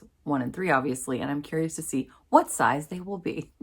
Let's talk about 4 books by 4 different authors I fell in love with while reading advanced readers copies, aka ARCs. We'll start with Laura Lee Gerke. I've bought basically everything of hers after having read Bookshop Cinderella and completely falling in love with it. This is the only book I didn't have in the Guilty series, Guilty Pleasures. Again, we have art you can barely see on the front cover, but then we have a step back on the back with the same gentleman. It's just gorgeous. We also have the next book in the Would-Be Wallflower series, Not That Duke by Eloisa James. This is book 3 of the series. I read books 1 and 2. In fact, book 2, The Reluctant Countess, was the very first book I ever did an ARC of, which was really exciting. They gave it to me on the day of release. This series has been overall a miss for me, but Eloisa James is the one who started my love for historical romance in the first place and was my first ARC. So I really wanted to get the whole series. And when I was able to get this as part of Fill-A-Bag for $1, I mean, how are you going to pass that up, right? Who can say no for 99 cents? Yes, I already own the ARC in my Kindle, but What's a Duke Got to Do with It, which is book 2 of the Isle of Sin series, which is a spinoff to the Sinful Spinsters series. I have fallen in love with this author head over heels. This book was one of my favorite historical romances that I read in all of 2023. It's forbidden love at its finest. These scenes are achingly beautiful. I was basically gripping the edge of my seat, waiting to see when the tension would finally break. It was beautiful. It's set on a beach. What more can you want? The pining was A+. I'm so excited to own a physical copy of this book. I was also excited to grab this. This I also got as part of the Fill-A-Bag sale for $1, which is so crazy. Susanna Craig, The Lady Knows Best. This is the first in a series. I have really enjoyed it so far just with this one. In fact, there is a scene in here which prompted a video. I can't remember if I did this video or not yet, but I had the idea of doing extra tender love scenes as a video, and we're talking about the books that had extra tender moments in them. And this one fits the bill for that. It's a compelling read. It's a lot of fun. And our hero and heroine have some of the most tender scenes I've ever read. I loved it. I actually already talked a little bit about Cat Martin when I was doing stepbacks, but let's talk about 2 books that don't have stepbacks but are also gorgeous and I'm super excited about. This is Wicked Promise. Surprise, surprise, my daughter picked this one out. She went with me to the book sale. She's like, you have to get this one, Mommy. Of course, because it's gold. And now she's going to walk around with it. And here's the other one, which is gorgeous in a different way, Silk and Steel. I don't know that I've seen many covers that are this breathtaking. He is gorgeous, and so is that gown. You can see the emotion on their faces. This, by the way, is book 2 of the Litchfield series. I thought I was done showing you stepbacks, but apparently I'm not. As we talk about Julia London, it appears to me that she is someone who's really good at Highlander romance. Have I read her yet? No, obviously, if you hadn't figured that out yet. Let me know in the comments if you've read her and what you thought. But here is Seduced by a Scot, part of the Highland Groom series with a gorgeous stepback. I mean, maybe not super gorgeous. But again, as I said in another video, they can't all be winners, can they? This looks like I put on a costume and I'm wearing a costume and let's look at each other. Am I being too harsh? Maybe. I don't know. After you've seen the stepbacks that we've seen in this video, I mean, this is kind of like, wah, wah. I'm probably being too harsh. Wish I could get the sticker off all the way. Sorry about that, guys. Again, this is Hard-Hearted Highlander. Gotta love that alliteration there. I love her dress also. Again, the purple. It seems like a theme today. And then we have a step back that's partially beautiful and a lot of words.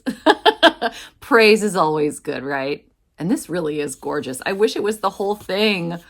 Oh, look at how the wind catches her gown. I love it. I also nabbed the Cabot Sisters #2, The Devil Takes a Bride. There is no step back here. Sorry about that. But I guess they can't all have step backs. It is gorgeous. And I have to say, I need to get to Julia London ASAP. I found 2 books while I was out shopping, specifically because you guys have told me how great they are. I found The Winter Bride by Anne Gracie. I've been chit-chatting with one of my online friends on Instagram, actually, and she's been giving me updates on every book in the Chance Sisters series, which includes one from every season and A Christmas Bride. Looks really fun, and I was so excited to get this. What am I doing with my life? I still haven't read Vanessa Kelly yet. Look how gorgeous this cover is. She's famous for her outstanding Highlander books. I just haven't gotten to Highlander in a while, but I need to do it, and I need to read Vanessa Kelly because many of you have told me how incredible she is. Coming on back to Kathy Maxwell. This is not a step back, so I saved it for later. A Kiss in the Moonlight, which is book 1 of the Gambler's Daughters series. I love the little expressions. So adorable. I also got The Counterfeit Mistress by Madeline Hunter. She is on my list of people to read. This is book 3 of the Fairborn Quartet. So I assume there's one more after this and 2 before it.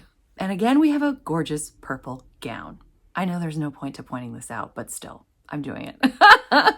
Mary Balog. She's on my list of people to read. 2024, it's gonna happen. I can feel it. Here is Slightly Wicked, which is book 2 of the Bedouin Saga. Everyone I know who's read it says it's incredible. I need to read it. What am I doing with my life? Which I will continue to ask myself as I show you. More Than a Mistress. This is book 1 of the Mistress series, which Goodwill apparently had difficulty figuring out which way to orient the sticker. This is the first time I've ever seen that. And I've seen a lot of stickers on a lot of books. Here's what's so fascinating to me about this book. I've always wondered, and I've read a lot of historical romance, never have I seen a man fall for his mistress. It's always like, oh, and I have a mistress, or I had mistresses in the background. This one actually does fall for her. So I'm really excited to read this because it's about time that one of the mistresses gets bumped up to bride. Let's talk about Elizabeth Hoyt. I have 2 more books by her. I need to read her. What do you guys think? What's a book that I should read if I'm going to start out with her? This is book 4 of the Legends of the Four Soldiers series, To Desire a Devil. And they have done the thing that drives me absolutely crazy, which is to make it look like there's a step back, but there isn't one. They're sneaky. I also got book 3 of the Princes series, The Serpent Prince. And is this another purple gown or is it navy blue? You tell me. And I got 2 books by the fabulous Julianne Long. Let's talk about these. This is book 6 of the Pennyroyal Green series, How the Marquess Was Won. And apparently Julia Quinn says that you'll love the series, so of course we have to believe her. This is book 5 of The Palace of the Rogues. You Were Made to Be Mine. Another gorgeous, gorgeous cover. However, Julia Quinn didn't say she loved this series, so I don't know if we can love it. However, Julia Quinn did say I am in awe of her talent, so that says something. Let's talk about more books. I've got one each by authors I haven't read yet, but really want to. And when I saw I had a chance to get one of their books, I jumped at it, especially because most of these were in the fill-a-bag sale for $1. I mean, come on. I haven't read Susan Wiggs yet, but I thought this cover was so gorgeous. The Horse Master's Daughter, part of the Calhoun Chronicles. I love the background, the mist, the horses. This is set in Virginia in 1854, which I very rarely see this time period or this place, so I was excited to nab this. Here we have Lenora Bell's Wallflowers versus Rogues, book 1. Yay! Book 1. Hardly ever grab book 1, right? Love is a Rogue. I am so taken with this gorgeous cover. I've heard nothing but great things about Lenora Bell. Haven't read her yet, obviously, but really want to rectify that in the near future. Sophie Jordan, who from what I can tell likes to write Highlander. We have This Scott of Mine, part of the Rogue Files. We have a couple who might be able to break a curse. And I told you that I love a fairy tale retelling, so The Duke's Secret Cinderella, oh my gosh, had to grab it immediately by Eva Devon. This is part of the Never a Wallflowers series. Do I own a lot of Sabrina Jeffries? Yes. Have I read her yet? No. Have I been promising that I'm going to read her? Yes. Have I done it yet? No. I'm going to. Especially now that I have The Pleasures of Passion, part of the Sinful Suitor series, which I have many a book of already in that series. I got to get to it. Okay, now I really need your detective skills because I'm about to talk about these books, which I've never even heard of these authors before, so I'm really going to rely on your good judgment to tell me what you think of these. Many were part of the Fill-A-Bag for $1 sale. I read the summaries, I fell in love, I had to have them, not knowing anything about the series or the author. I thought this was so neat. We have Isabel Carr writing Ripe for Scandal. This is part of the League of Second Sons series. And what this series is about is the second sons. They're obviously not going to inherit anything because the first sons are the ones that get the inheritance and they rule the world. But as the tagline says, the second sons run the world.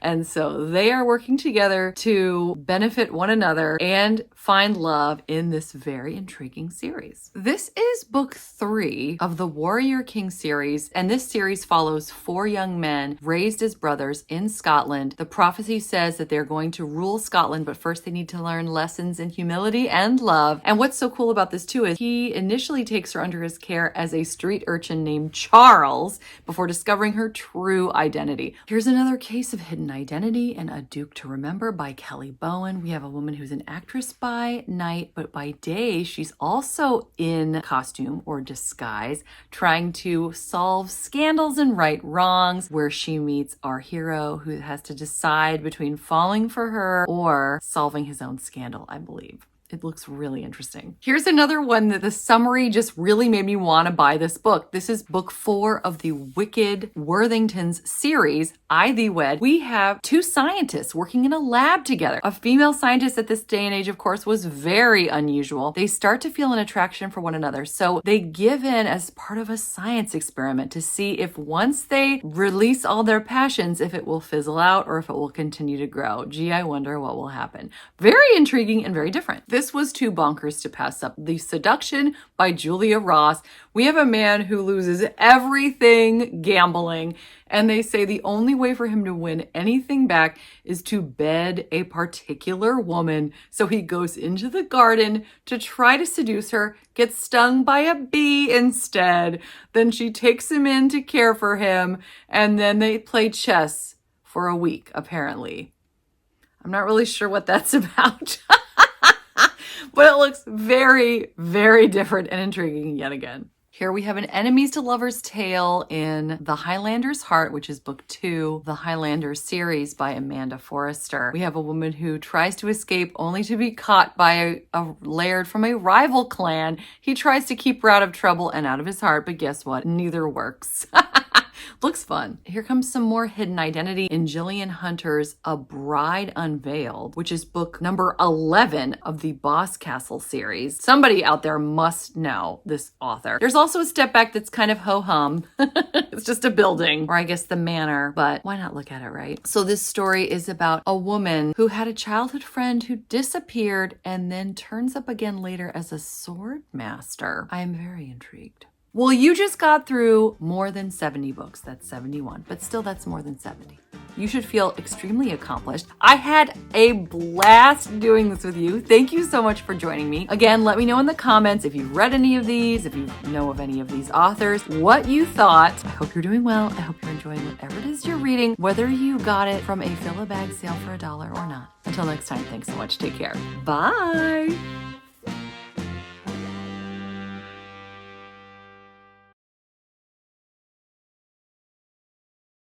I hereby call this meeting of publishers of the world to order. I'm so glad all of us could get together today to talk about our ideas for the publishing world. Are you guys doing okay? You're looking a little rough. Halloween didn't treat your hair right, did it?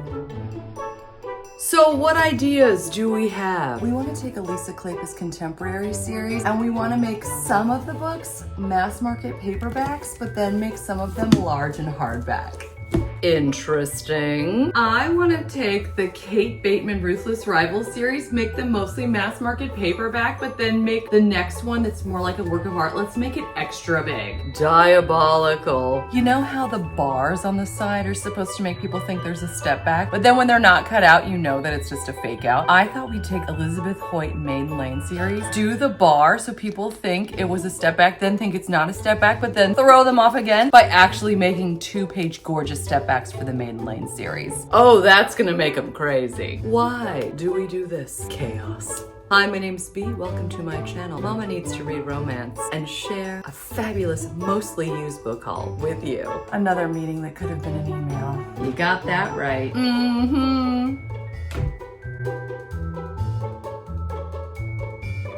Hello and welcome to one of my favorite type of videos to do a book haul. I've been sitting on some of these books for months and I'm dying to share them with you. Today's book haul video is all about contemporary fantasy and paranormal romance. And I just can't wait to share these books with you. And before I move on, I have to call out Sarah, movie reviewer, who left me the most hilarious message. She's intending to help me remember to do my book haul video, which I really appreciate, Sarah. You made me laugh so hard. Thank you for that. I'm going to start with, finally got real copies of these, Fourth Wing and Iron Flame. I'm sure you've heard of these before. I had no idea I would love this as much as I did. Joanna of XO Joe recommended this and I thought, this can't be me. It's like Harry Potter meets Military Academy. And I thought, I'm never gonna like this. I loved it and I'm enjoying this one right now. Another cool thing about this is I was going through my closet recently and found an old card from my grandparents. They haven't been around for many years. I miss them very much, but in the card was $50. And so I used the money that I got from my grandparents to buy these for myself, which is kind of neat. I just feel like they bought me 2 books that I've been really excited about. I don't know that they would buy these for me, but I think they would get a chuckle out of knowing that they just got me new presents. So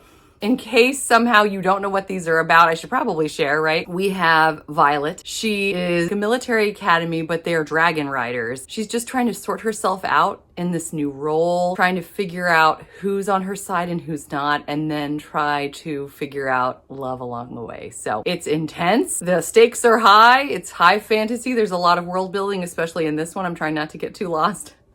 But it's a great series and I am really enjoying it. This book just came out at the end of October. I am completely obsessed. I had no idea I was going to love it so much. In fact, I'm wearing the shirt right now.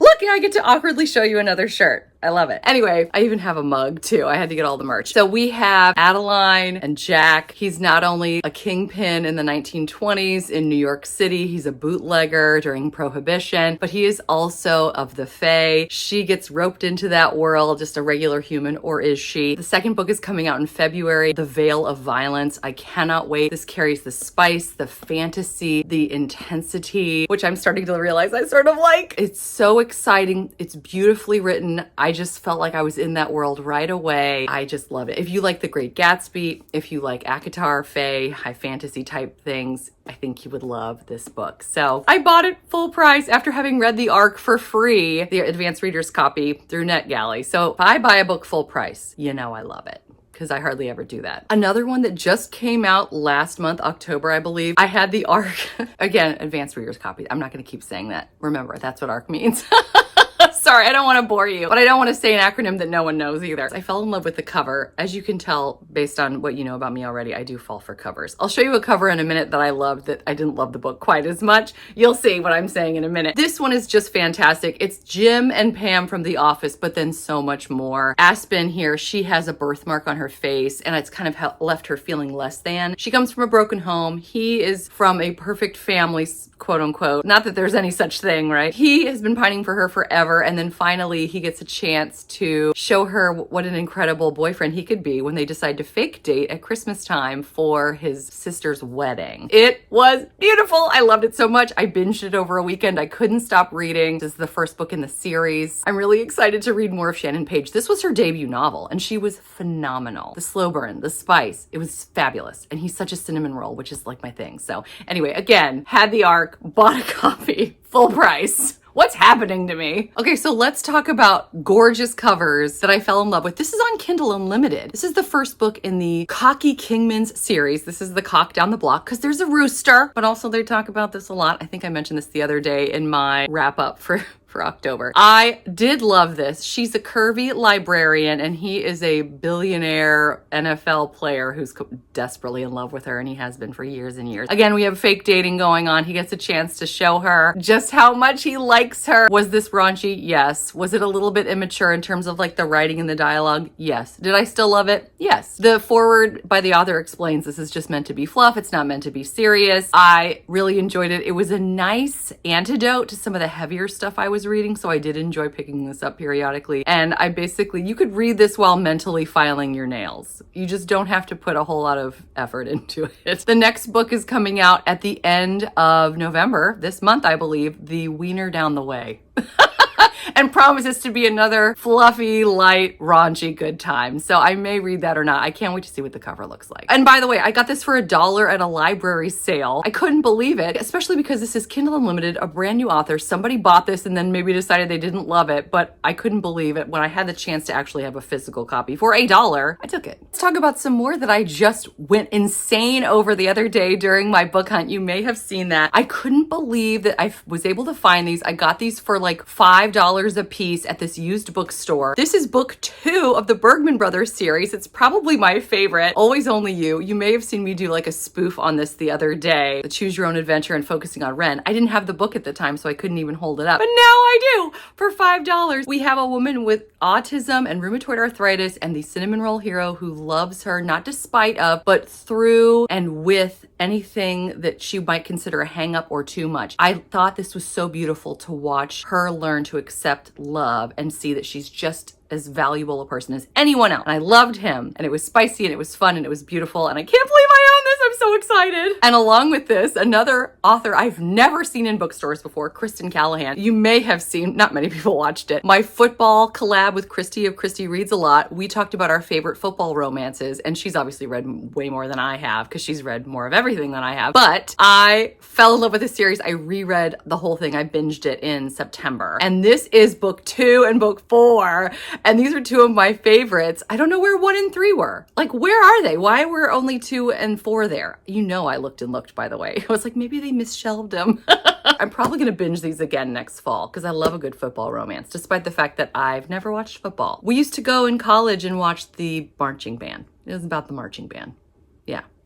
Anyway. Love. Speaking of football and love, I also fell in love with Sarah Adams. I can't believe I got this. I almost bought this at Walmart the other day for $7 and then I didn't, and then I was mad at myself. But now I'm not, because I got this for $5 at the used bookstore. But we have Nathan and her name I forgot, Bree. That's right, he keeps calling her Brie Cheese. Football player, he's a pro, she's a ballet instructor. They've got a fake date. They've liked each other for a very long time, but they never told each other. It was so fun letting them finally see it. This is Closed Door, but I did not care. It was just as swoony and I think honestly spicy. I loved it. I love a good swoon. That's what I really need. I don't care necessarily about spice. It's all about the plot and the love, and I would have loved for her to take a little bit more of an active role, but he was lovely. He was perfect. He took care of everything. Kind of like that. And guess what? Not only did they have the cheat sheet, by the way, the rule book is coming out in 2024 and I've requested the ARC. We'll see if they accept it. We'll find out. Anyway, I also got When in Rome, which some of you may have seen that I got 2-for-1 Audible deal. And of course, I also got Practice Makes Perfect. So all of these were together at the used bookstore. I don't know who in the world sold these to the used bookstore, but I was more than excited to pick them up. Have you read these? What did you think? Let me know in the comments. Can you tell I'm excited? Speaking of authors I want to learn more about, B.K. Borison. I got Mixed Signals the other day, and guess what?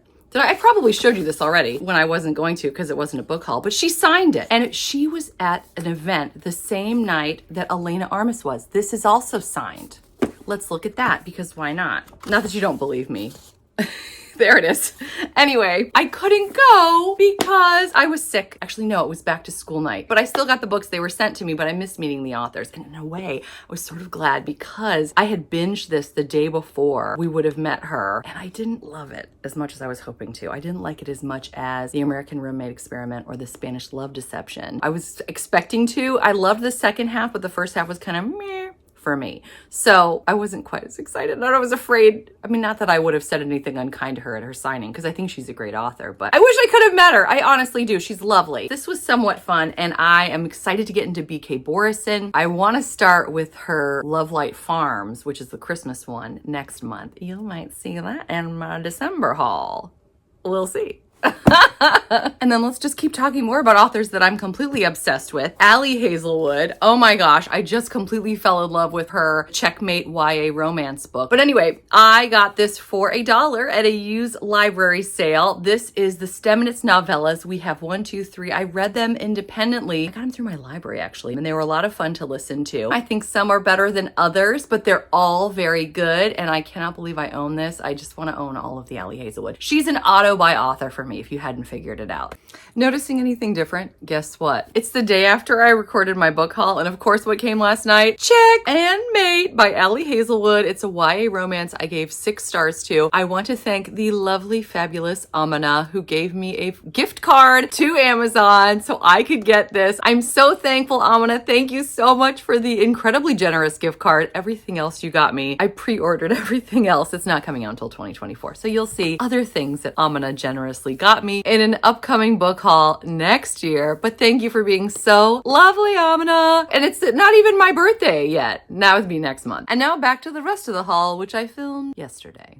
I also love Elle Kennedy. I got 2 of her books. I've heard mixed things about Bad Girl Reputation. Have you read it? What do you think? I also got the play. What I fell in love with, of course, as everyone else seems to fall in love with, is The Deal, which is the first in the off-campus series about college hockey players. This is Briar U, not the same series. I thought it was, but I'm still excited to get into it, and I've seen that her latest book that was just published recently, which I will put right here, is doing extremely well. People love it. So yeah, once I finish off-campus, I'm gonna jump into Briar U. I love a good college romance because then I get to pretend I'm a college student again.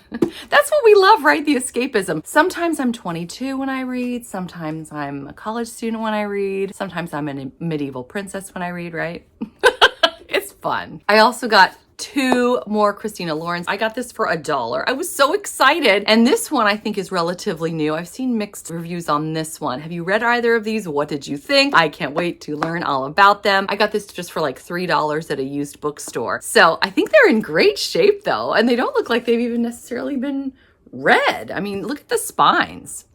They're just beautiful and colorful, and I'm adding them to my Christina Lauren collection.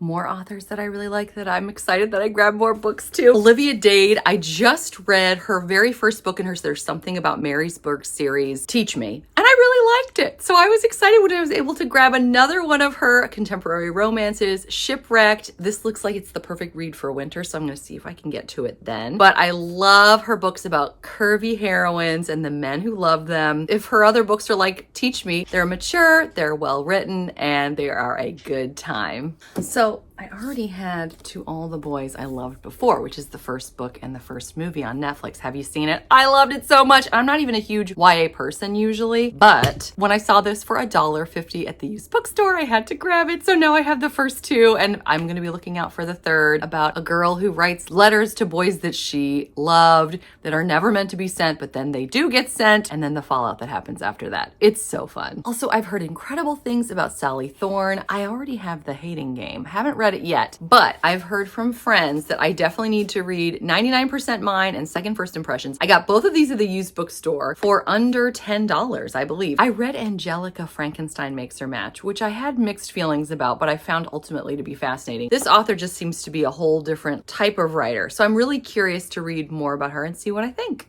Let's talk about a couple books that I have read before, but they have a near and dear place to my heart. I fell in love with them when I was first starting my booktube channel. I have two here. I've got The Stand-In, which at the time was my #1 most watched review or video at all, and I was so excited about it. But we have a woman who is a dead ringer for a famous Chinese actress, so she gets to pretend to be her so she can go off and have some rest. Meanwhile, she winds up falling in love with the #1 actor in the world. It was fun. And Closed Door, if you're interested in that as well. People frequently ask me for Closed Door recommendations. I need to do a video about that. But anyway, I enjoyed this book very much, and I was excited when I was able to grab a copy for just $1. Additionally, The Dead Romantics. You see this one talked about all the time, especially in October, about a woman and a ghost who fall in love. I referenced this one quite a few times when I read Ghosted by Sarah Reddy, which I thought was exceptional on its own and very different because the Ghosted actually has a bunch of spice. This one does not. This is another like Closed Door, but it still brought the spice, the intense emotion, the love, and I love the small town feel. So I'm really excited to have my own copy of this after having enjoyed this. I buddy read it with Kelsey of Essentially Booked, which was so much fun.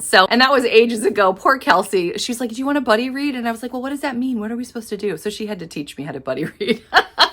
Anyway, I've learned so much now, Kelsey. Thank you, by the way, for that, like over a year ago. Excited to have this in my library, especially in October. Okay, now I want to talk to you about contemporary authors I haven't read yet, but I'm very excited about. I want to know your thoughts. Do let me know in the comments. I have Penelope Douglas. Everybody talks about Birthday Girl. At some point, I need to read it. But I found 2 books in her follower series, Bully and Until You. And these are the first 2 books in the series. This is about childhood friends turned enemies, and then I think their intense attraction then obviously turns into love. This is from her perspective. This is from his perspective. I'm intrigued to read this, but I'm not sure that it might not be the right subject matter for me. If you've read this, let me know. I've heard good things, but I don't know if I'm gonna like it, because I don't like any kind of bullying or intense, like when people are mean to each other. So this may not be for me. I bought this at a used bookstore. It was very inexpensive. So if anything, I might put it in a free little library, but yeah, I'm not sure. But I've wanted to read Penelope Douglas. Everybody talks about her. Speaking of another author that everybody loves, Corinne Michaels, I was able to get the first and the fourth and final book of the Second Time Around series. We've got childhood friends to lovers, and he's now a celebrity, which looks really fun. And this one, she falls for her assistant, who initially she really doesn't like because he wants her job. They have really good reviews on Goodreads. So if you've read Corinne Michaels, let me know if you like her. I'm excited to try her. And these books were so gorgeous. I got them at a used bookstore for $7 a piece. It was a little pricey, but these are really gorgeous. Also, get ready. You're going to die. I got these 3. It's a trilogy. They had all 3 of them, and they're gorgeous at a little free library. You'll be seeing that in an upcoming video. I couldn't wait to show these to you. I know I could have waited, but I just couldn't. Anyway, did that make sense? So this is a book. Really? This is an arc about a couple. It's actually really intense and hard at first. They are in a plane accident. One of them loses his fiance in the plane crash. And so he's trying to get over that, and he winds up falling for another woman that was in the crash, is what I'm gathering. But it's supposed to be really intense. Caitlin, the love librarian, gave it 5 stars and said it was perfection, at least the first one. But look at these covers. This is the first one, The Difference Between Somebody and Someone. And then the second book is The Difference Between Somehow and Some Way. And then third and finally, The Difference Between Someday and Forever. Woo! Woo! Looking forward to them. Can't believe I got them for free. The next 3 authors, I don't have a lot of context for, but I've heard the names a lot. You gotta tell me what you think. I always appreciate your words of wisdom. You've never steered me wrong. Jasmine Guillory. What do we think? What do we think? I got these for $1 a piece at a library sale. I couldn't help myself. We've got While We Were Dating and Drunk on Love. Cute Fake Dating, Hollywood, Family Winery, One Night Stand with Tech Billionaire turned much, much more. Okay, he has this high salary tech job. It doesn't say billionaire. I don't know. Maya Banks. I've heard great things about her historical romances, but here we have With Every Breath. This is a contemporary romance. This might be a little too dark for me, but I really want to give it a whirl. Yeah, this is about a woman who's, as a teenager, has a predator, like a stalker. She puts him away, and then it looks like she falls for a man who saved her life later on. I'm actually a little confused by this. Does the guy who stalked her come back to love her? Does anyone know? Someone has to tell me. What is this about? I've understood Sarah Dessen to be a very popular YA author. I was able to grab this for $1 at a book sale. It also has an extremely high review on Goodreads. I know I don't always trust the Goodreads, but when you see a really high score, you know it's probably quite good. So I did get this. This is the only Sarah Dessen that I own. If you know of another Sarah Dessen I should be looking out for, let me know, because I do see them frequently at library sales. But this looks so cute, about an adorable guy next door who helps her figure out who she really is. And it's called What Happened to Goodbye, by the way.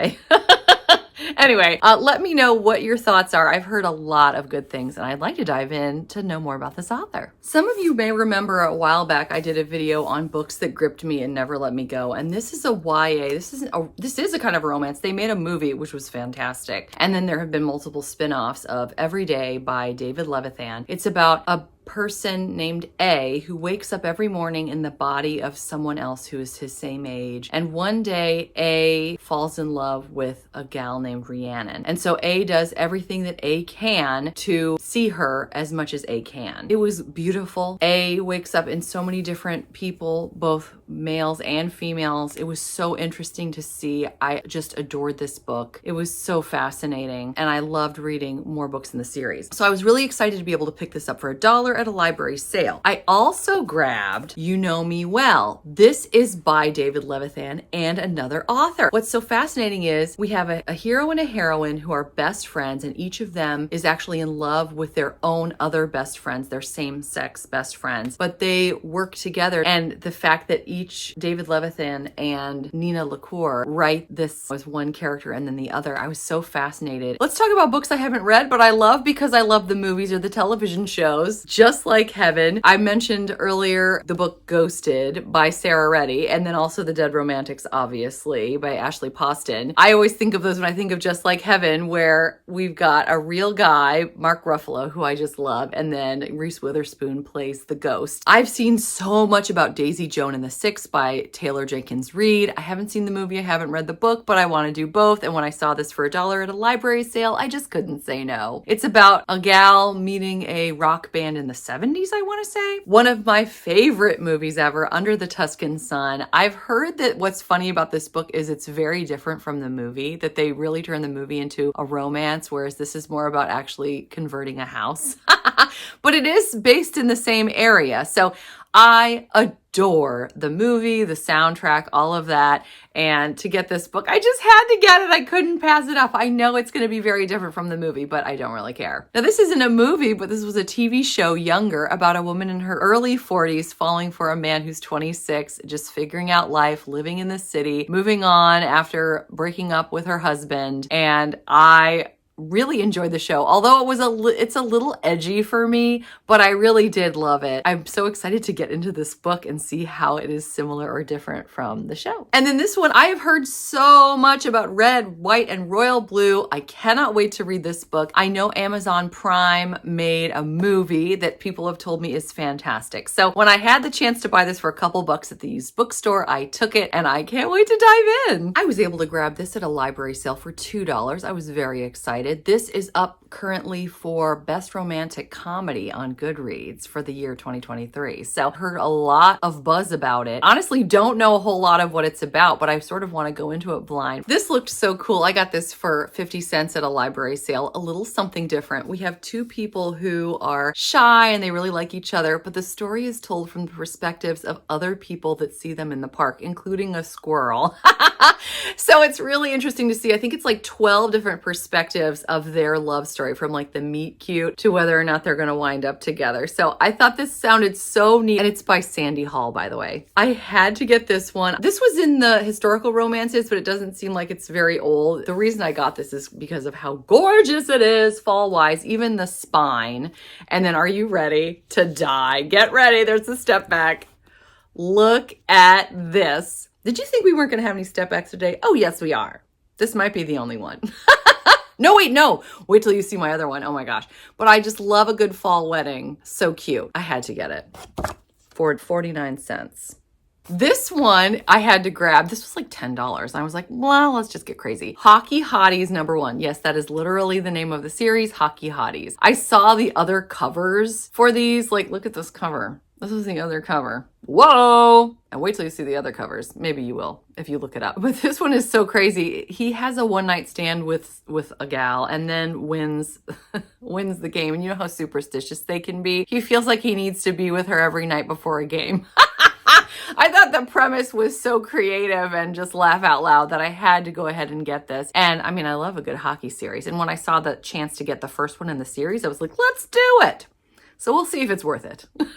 I love a good seasonal book, and Rayanne Thane, who I've read some of her stuff for Christmas, looks so cozy and fun, and I'm sure this is another heartwarming book about community that has some romance thrown in, so I am excited to dive in. This one looked really fun, The Heart of the Deal. I grabbed this for $1 at a library sale, just not knowing anything other than reading the summary. It sounded really interesting. We have a woman who's got her whole plan for how her life is going to go by the time she turns 30, so she goes on this dating app and decides she's going to find the perfect man who fits all the boxes, but then finds kind of a poet, and then decides maybe that she needs to change her plans in order to really have what she needs. This looked like a lot of fun too. Here for the drama. I don't know why there's only one girl on the cover, because it seems to be sort of an ensemble cast deal. We have two best friends, one of whom wrote a play that winds up getting produced in England. So they go over to England. One keeps butting heads with the director, enemies to lovers, anyone? And then the other friend seems to fall in love with another guy who's working on the play.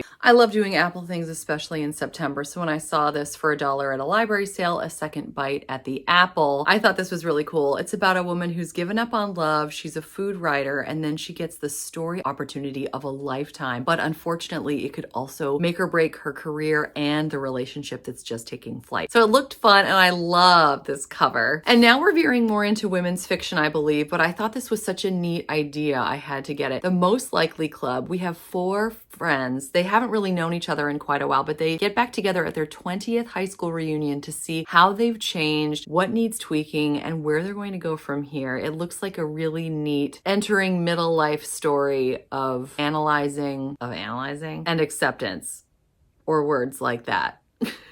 By Alyssa Friedland. Since I was covering it, I apologize. So I found 2 books that the covers just called to me. I could not help myself. These are 2 books in the Love at the Chocolate Shop series. What is not to love about that? These are so cute. They look like super sweet romances, and they're mostly seasonal too, which I also become obsessed by. I got book 4, The Chocolate Cure. I mean, look how cute this is. I love the art. And book 5, The Valentine Quest. And they're just like cozy little rom-coms in a small town. Just what you want and need on certain days, right? So I'm just really excited to have these, and I'm going to keep my eyes peeled for more of these because they're just so darn cute. And now for something a little bit different. These are not contemporary romances, believe it or not. I have a book that I got for $1 at a used library sale, The Midnight Library. This book I read years ago. It rocked me. I think about it still all the time, about a woman who's done with life. She decides to end it all, but winds up in the library in the middle of nowhere at midnight. And every time she opens any book in the library, she winds up falling into her life on another timeline if she had made other choices. It is fascinating. I can't recommend it highly enough. Carrie Mulligan does the Audible version and she does a gorgeous job. So highly recommend. I thought this was so cool. I had to grab this Mr. Darcy's Diary. This is supposed to be if Mr. Darcy was writing his own account of the things that happen in Pride and Prejudice. It's so interesting. I cannot wait to read this. I want to read Pride and Prejudice again and then read this right after. It sounds so cool. I also grabbed Anna Kendrick's Scrappy Little Nobody. I thought this was so cute. I love her. And I've wanted to read her biography. So when I saw this for $1, I had to say yes. Many moons ago, I did a try a chapter challenge on witch romance, and I almost read the first book of the Cousins O'Dwyer trilogy by Nora Roberts, Dark Witch. I didn't wind up going with it. I thought it might have been dark, but I've heard nothing but great things. Well, thanks to my local used bookstore, it's not really local, it's actually pretty far, I was able to get book 2, Shadow Spell, and book 3, Blood Magic, which of course are different sizes.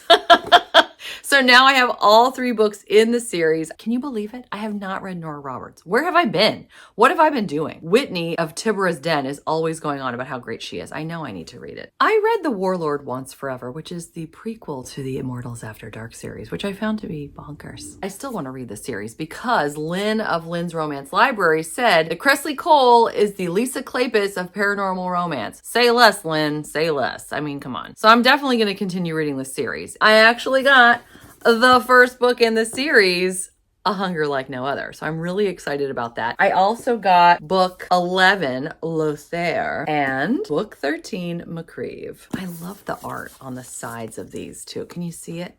You kind of have to catch it in the right light. On this end here. Isn't that neat? And this guy's eye was covered by a sticker and I couldn't see what it looked like. And then I took the sticker off and I was like, ah!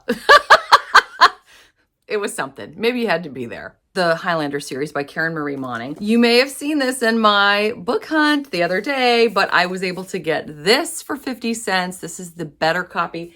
I have another copy, but it looks kind of old. This one matches the rest of the copies. Now my books are falling, by the way.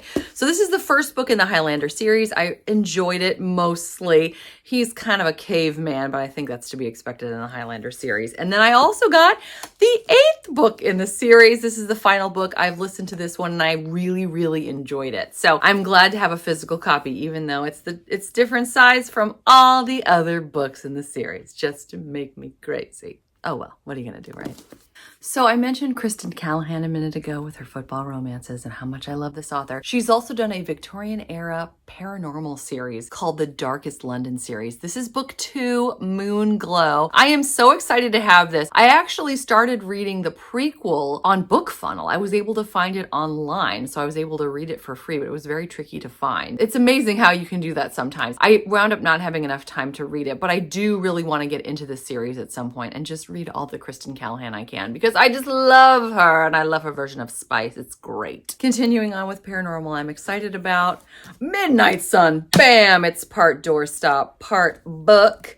This is the Edward version of Twilight. This is told from his perspective. I started listening to this ages ago. I didn't get around to finishing it. I don't know why. But it was really interesting to see why he fell in love with her in the first place. And you get to see a lot more events that aren't even in the first book of Twilight. So I'm really excited to read this. My friend Julie and I of Just Julie are going to be doing a half the year long read along of the entire Twilight series. I think it's going to be a good time. So this is definitely going to be in there. And I was excited to get a physical copy for, guess what? $1 at a library sale. Thanks to Joanna, I fell in love with Once Upon a Broken Heart when we were doing our historical romance readathon together in August. And I got this book. It's the first in the Caraval series, which goes along with the Once Upon a Broken Heart series. I was so bummed because I could have bought the other 2 books in the series, the European versions, and one of you noticed in the video that I totally skipped over it in my older book hunt. I went back to get it and they were gone. I'm so mad, but at least I have the first book in the series. I'm really excited to finally getting around to the Caraval and the Once Upon a Broken Heart series. This is part of the Demonica series by Larissa Ione. I've heard great things about her. I've really wanted to give her a try. And when I saw this for 50 cents, I couldn't pass it up. All about vampires and a battle that they're fighting. So I think I shared with you that I've been collecting all of these Avon anthologies from like the early 90s that are actually not that easy to get. I've been collecting them slowly but surely at different sales. So guess what I got the other day for 50 cents? Bewitching Love Stories. So now I have a fourth one. I'm really excited. These, by the way, are all paranormal and fantasy, well, mostly paranormal love stories written by Avon's finest from the early 90s. Got some fun witch books for you. We've got Halloween Hex Appeal. We have a woman who turns her cat into a waitress. What could possibly go wrong at her cafe? But then someone winds up dead. And our witch needs to find out who done it. This one, Boss Witch, looks like a lot of fun. Part of the same series with Witch Please, which I almost could have gotten for $7 the other day and then I didn't. And now I'm mad at myself I didn't get it. But this is all about romance and relationships for a witch who's looking for love. I'm looking forward to getting into this. I have heard so much about the Six of Crows series. Everybody I know, it seems, has read this. It's also a Netflix show. And I saw this for $1 at a library sale and I had to nab it. It looks like it's a group of people, 6 people, surprise, surprise, who work together with their special talents to do something. They're doing something. Let me put that in all my book reviews. They do something.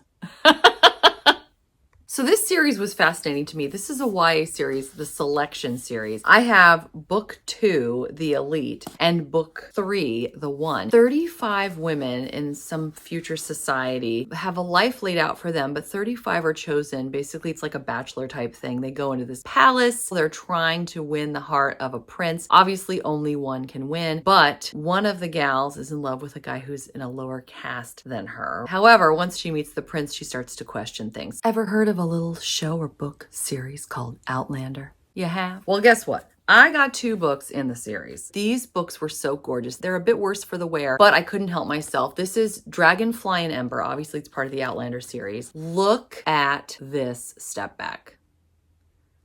I've seen copies of this series all over the place, but I have never seen one with a step back. So I thought I had to get this and show you guys. I thought you'd appreciate it. I also got Voyager. It has a step back. It's not nearly as good, so don't get too excited. But I did think that this was beautiful. So this is another book in the series, obviously. Just lovely. Incredible art. So yeah, definitely worse for the wear, but worth it for 50 cents a piece.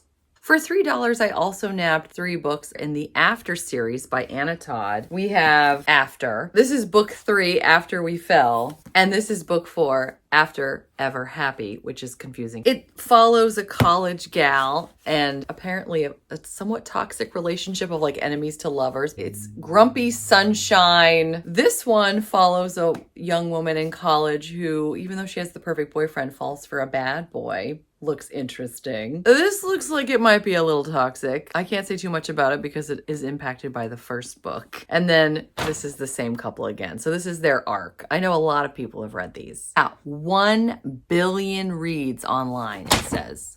Holy cow. So if you have, let me know what you thought.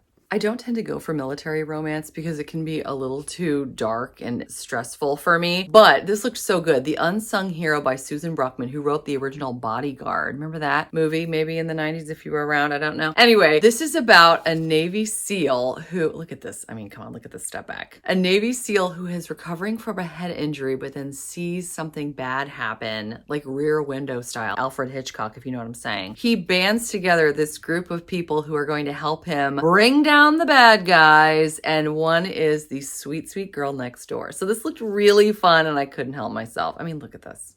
So I've recently discovered my love for cozy mysteries. Some of you may remember my books just keep falling. I did a 1-minute review or 3-minute review at the time of Catch Me If You Candy, a Halloween mystery from the Bake Shop Mysteries. This is book 17. Despite the fact that I'd never read the series before, I felt like I could dive right into the series. I enjoyed it so much that I've tried other books in the series. I wound up getting 2 more of her books at a used book sale. These are part of another series called the Sloane Krause series. These are more based on like a brewery, but Sloane is introduced in the Bake Shop Mysteries, so that's pretty cool. We've got The Cure for What Ails You and Without a Brew, and I love these covers, so I'm really excited to try these as well. I also got this one in a little free library, Murder, She Wrote, Trick or Treachery. We've got Jessica Fletcher, folks, and it's a Halloween one. I got this just after Halloween too. I'm so bummed.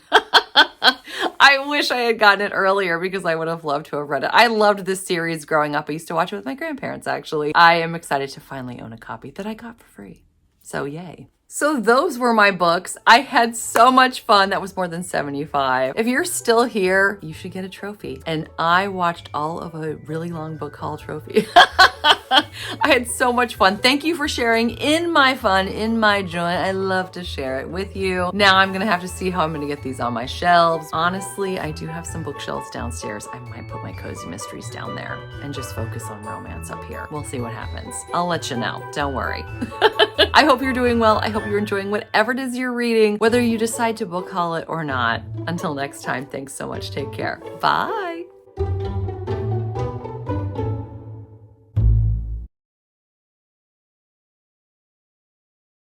I cannot wait to share my Christmas book haul with you today.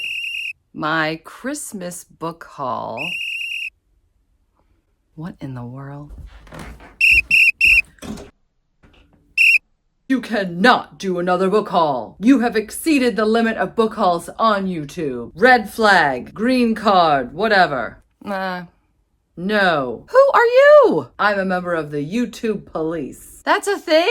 I'm here to keep the streets safe for YouTube. Or something. This is not like my other book haul. But this is Christmas books. Oh, a Christmas book haul. Why didn't you say so? Hi, my name's Bea. Welcome to my channel, Mama Needs to Read Romance, and share a Christmas book haul with you. Now that they're letting me. I just cleared my Lisa Kleypas shelf. Sorry, Lisa Kleypas, because today we're going to be going through all the Christmas books I've bought this year. They're almost all used, by the way. I have historical romance, contemporary romance, paranormal romance, and even cozy mysteries to share with you. We're going to be putting them up here and talking about lots of Christmas romance fun. I can't wait. Let's just do it. What would a book haul be without a step back? Well, I've got two for you, so let's start there. Why not? Let's talk about Johanna Lindsey, Home for the Holidays. Who needs a shirt to celebrate Christmas? Not this guy. I mean, look at him. We have mistletoe and poinsettias or poinsettias. This is an enemies to lovers romance where he swears to protect her, but they are at odds. But guess what? A Christmas miracle is had with precious gifts of tenderness, love, and ecstasy unbound. It's unbound, folks. There we go. And there you have it. We're off to a rip-roaring start. How do you know you're watching a Bea book haul? Books are falling, I'm making fun of them, and I'm forgetting to tell you important things. All right, let's keep going. We also have Victoria Alexander, A Visit from Sir Nicholas Effington's Book 9. I love this cover. It is absolutely gorgeous. And then check out the step back. My favorite is this quote, "Not every Christmas gift comes down the chimney." Apparently not. Oh boy.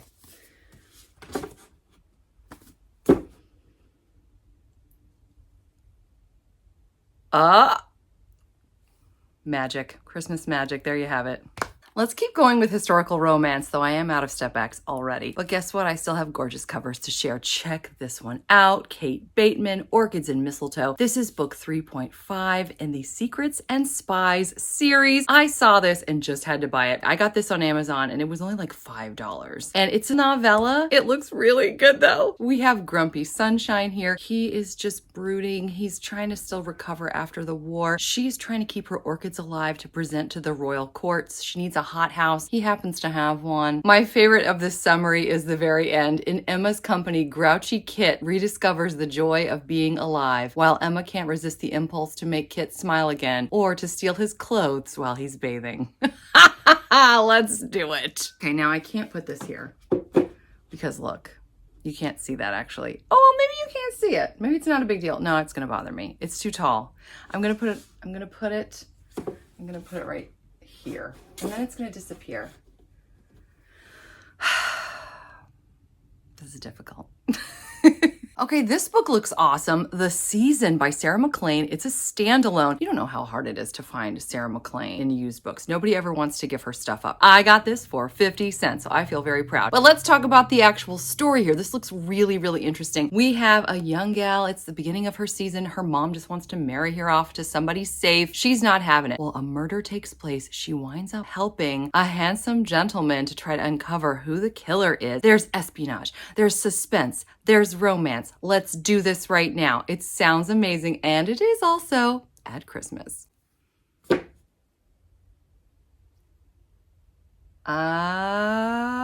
There you go. I can't tell you how many of you have told me. Does that make sense? I can't tell you how many of you have told me how great Clan Kendrick is, the series by Vanessa Kelly. Guess what? I got 2 used books in great condition. They're both from Clan Kendrick. The Highlander's Christmas Bride is book 2. And why leave the series with only 1 big Christmas novel when you can do 2? This is book 5, The Highlander's Holiday Wife. I am really excited to read this entire series. I feel like I should probably read it in order though. So I'm going to wait until my wheel of names spins to Vanessa Kelly, and then I'll be reading these probably not during the holidays. I know a lot of you have read these. Let me know. Can you read them out of order?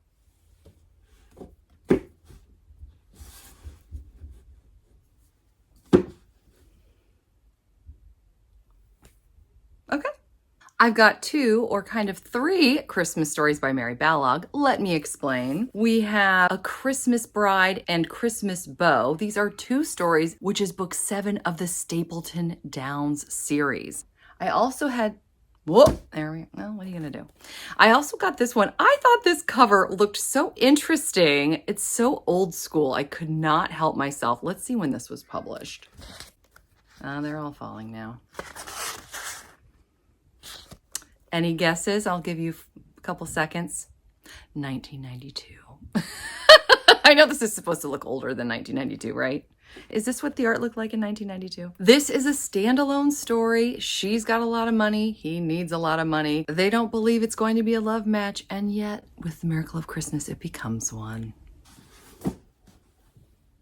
Yeah, no hope. I've got one last big historical romance novel by the great Joe Beverly, Christmas Angel, and this is book 3 of The Company of Rogues. I love the foiling here, the gold lettering, and even a raised pendant. This is gorgeous!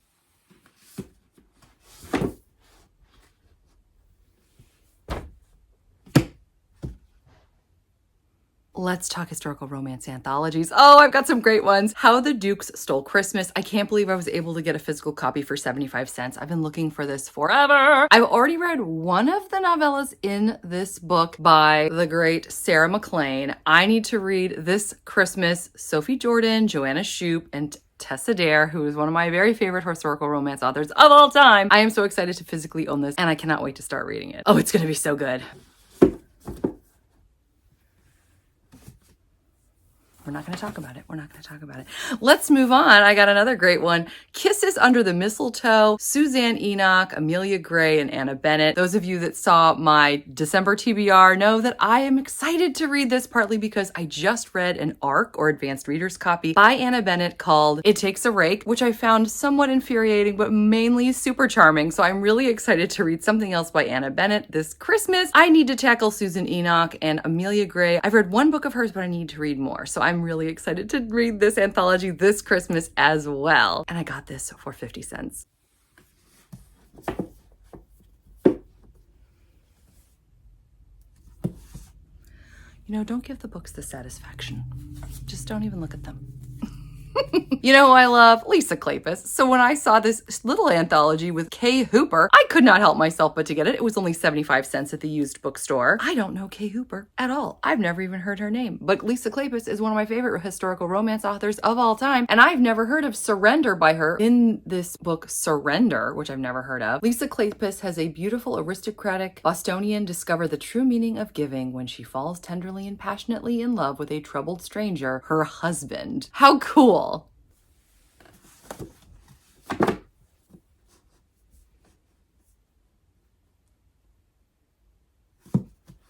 Yeah. Another anthology full of powerhouse authors. I cannot wait to try it. Sabrina Jeffries, Karen Hawkins, Candace Camp, Meredith Duran. What Happens Under the Mistletoe. I love Sabrina Jeffrey's title, The Heiress and the Hothead. And in Karen Hawkins's 12 Kisses to Midnight, he surprises a woman by kissing her under the mistletoe, and she is not who he thought she was. This looks cute too. Candace Camp's By Any Other Name, set in Edinburgh, has a gentleman chasing after a lady after she kisses him and runs off, and she's in disguise. I love a good hidden identity. Oh, and in Meredith Duran's Sweetest Regret, it's a second chance romance under the mistletoe. He broke her heart 2 years before, and then they find each other. These really are stories that all relate to being under the mistletoe. This is so cool.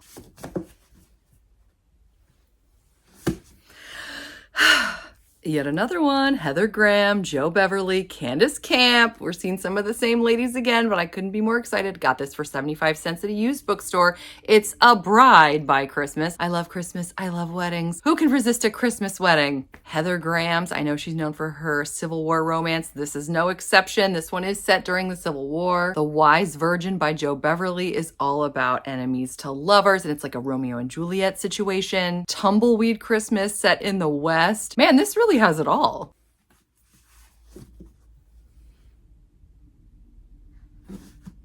Yeah. So this one looked really neat. I got this for 25 cents at a library sale. A Christmas Ball by Jennifer Ashley, Emily Bryan, and Alyssa Johnson. It says they invite you to a Christmas ball. This is all set at the same Christmas ball from what I can gather in the summary. It's 3 different authors' interpretations, so it looks really interesting. A Christmas Collection. Look how adorable this cover is. If this doesn't scream Christmas. Now, I don't know any of these authors personally. Stella Cameron, Loretta Chase. Oh, Loretta Chase, yeah. Oh, Linda Leal Miller. Oh, yeah. And Joan Hull, don't know her. But it's a season of love and giving in a Christmas collection. Obviously, this is kind of an old school Christmas anthology. What? Look at this. The Greatest Gift, Stella Cameron for Carol. Best wishes, Stella Cameron. What? This is signed. Carol. How cool. None of the rest are signed, but this is so cool. I can't believe it. What a find for 50 cents.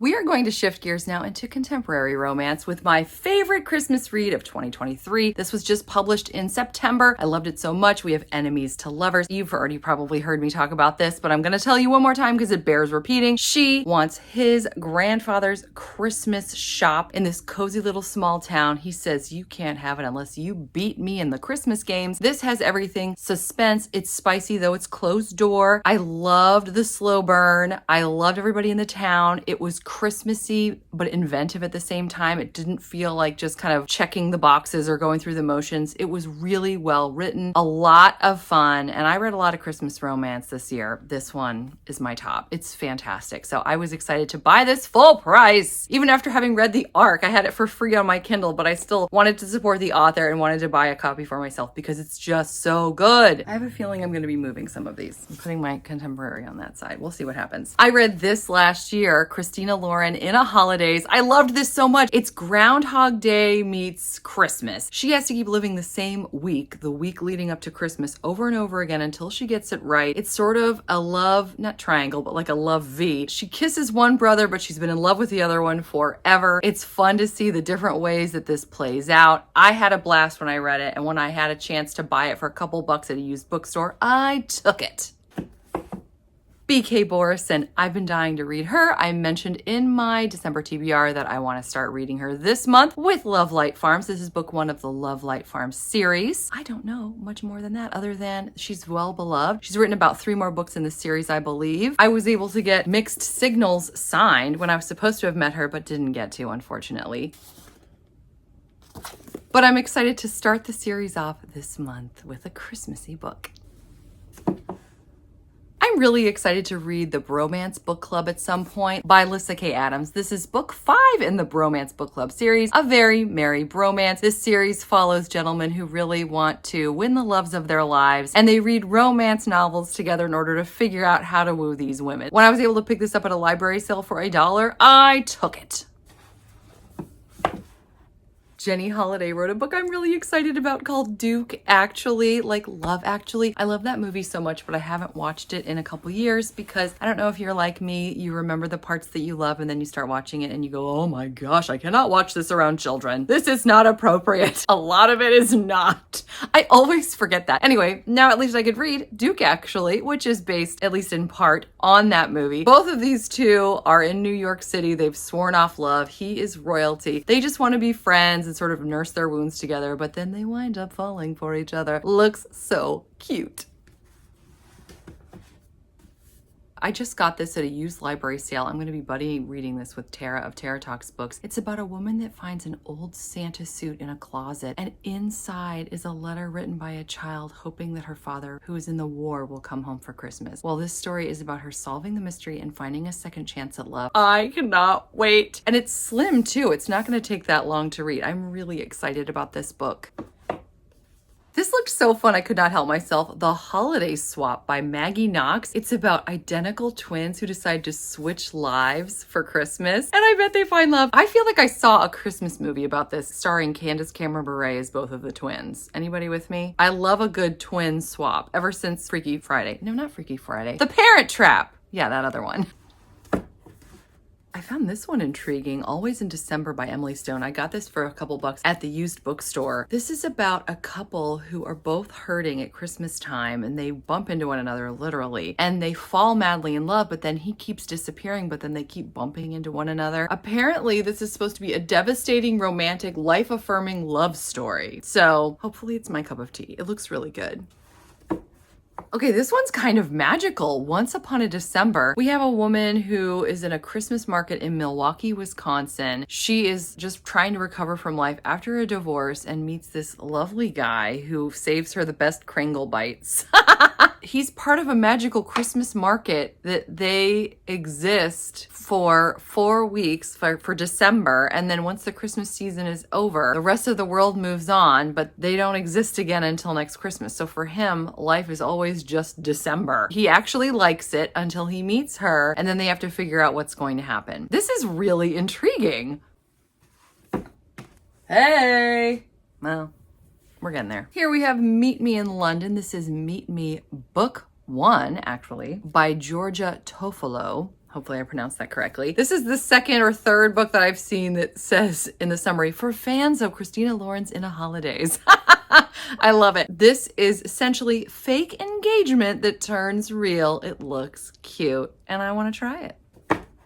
I was actually able to pick up 2 Christmas romance women's fiction, as it's referred to, by Jenny Hale at the used bookstore the other day for a couple dollars a piece. In Christmas at Fireside Cabins, we have a grumpy sunshine story about a woman who takes her friends to these adorable cabins at Christmas time that are unfortunately on the brink of ruin. She's got to help them out, but in the process, she meets curmudgeonly Theo, a coffee shop owner. I have a feeling that everything's going to work out. It's going to be warm, cozy feels, and there's going to be some romance. What more can you want?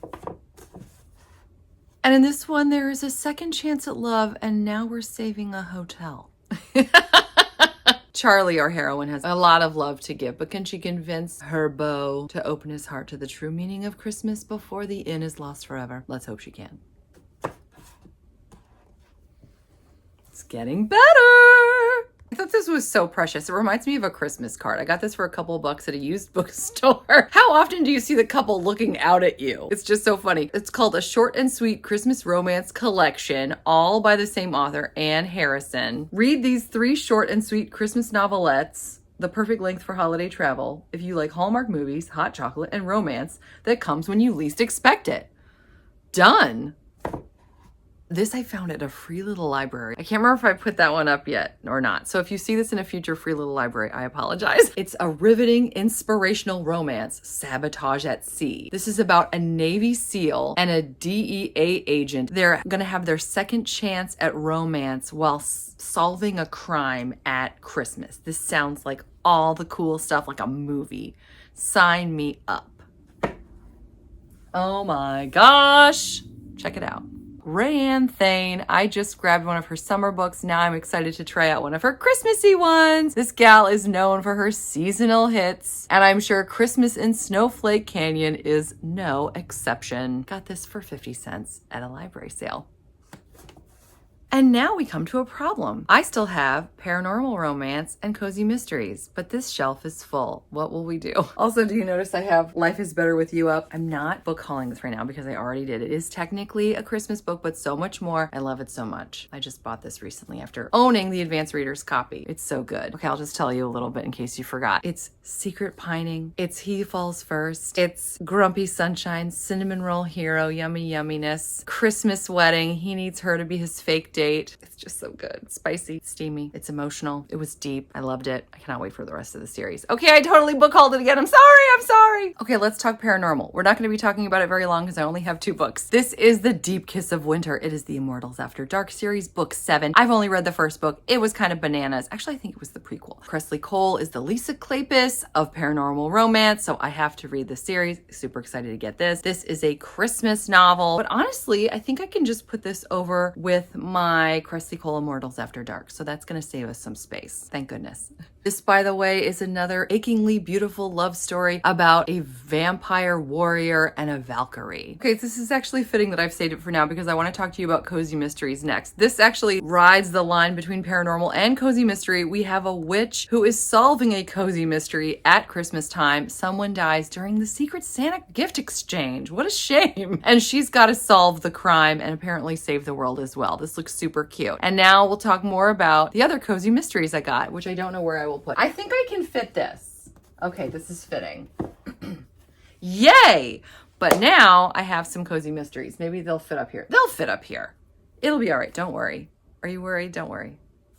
Is it just me? Yeah, it's probably just me. I have 3 cozy mysteries I got for 50 cents a piece at a library sale. Laura Childs is known for her tea shop mysteries, and this is book 23, Twisted Tea Christmas. With how much I love tea, I cannot believe I have not read a Laura Childs yet. When I saw this, I had to pick it up. Maybe this will be my very first Laura Childs tea shop mystery. A Christmas corpse turns holiday cheer sour in the latest installment of the New York Times best-selling tea shop mysteries. Oh no. All right, we're gonna put it here. And we're going to see how we feel about that. If you've seen some of my other book hauls, you know I enjoy a Hannah Swenson. This is book 6 of the Hannah Swenson mysteries, The Sugar Cookie Murder. I tried out the Chocolate Chip Cookie Murder, which is the first book in the series, the other day. I didn't wind up choosing it in my Cozy Fall Mysteries vlog, but I still want to read all of her books, and this one is no exception. Maybe I could start with this one. Gonna put it there because I want room for the last one, which is bigger. Leslie Meyer, Eggnog Murder. This is actually a cozy mystery anthology by Leslie Meyer, Lee Hollis, and Barbara Ross. Poor Lee Hollis and Barbara Ross. They're so tiny. There's 3 different stories. Leslie Meyer wrote Eggnog Murder, Lee Hollis wrote Death by Eggnog, and Barbara Ross wrote Nogged Off. 3 terrific tales of Yuletide murder. Few things in life are as picture perfect as Christmas in Maine until murder dampens the holiday spirit. It must be something in the eggnog. I love eggnog. Let me know your thoughts in the comments. I think it looks good. Mostly. It's my Christmas shelf. I'm excited. And yes, I've got a kind of a Christmas book here that I hauled and I said I wasn't going to. I'm so sorry. Anyway, thank you so much for hanging out with me. I had so much fun. I cannot wait to show these off the entire month of December. I hope you're doing well. I hope you're enjoying whatever it is you're reading, whether it's a Christmas book or not. Until next time, thanks so much. Take care. Bye.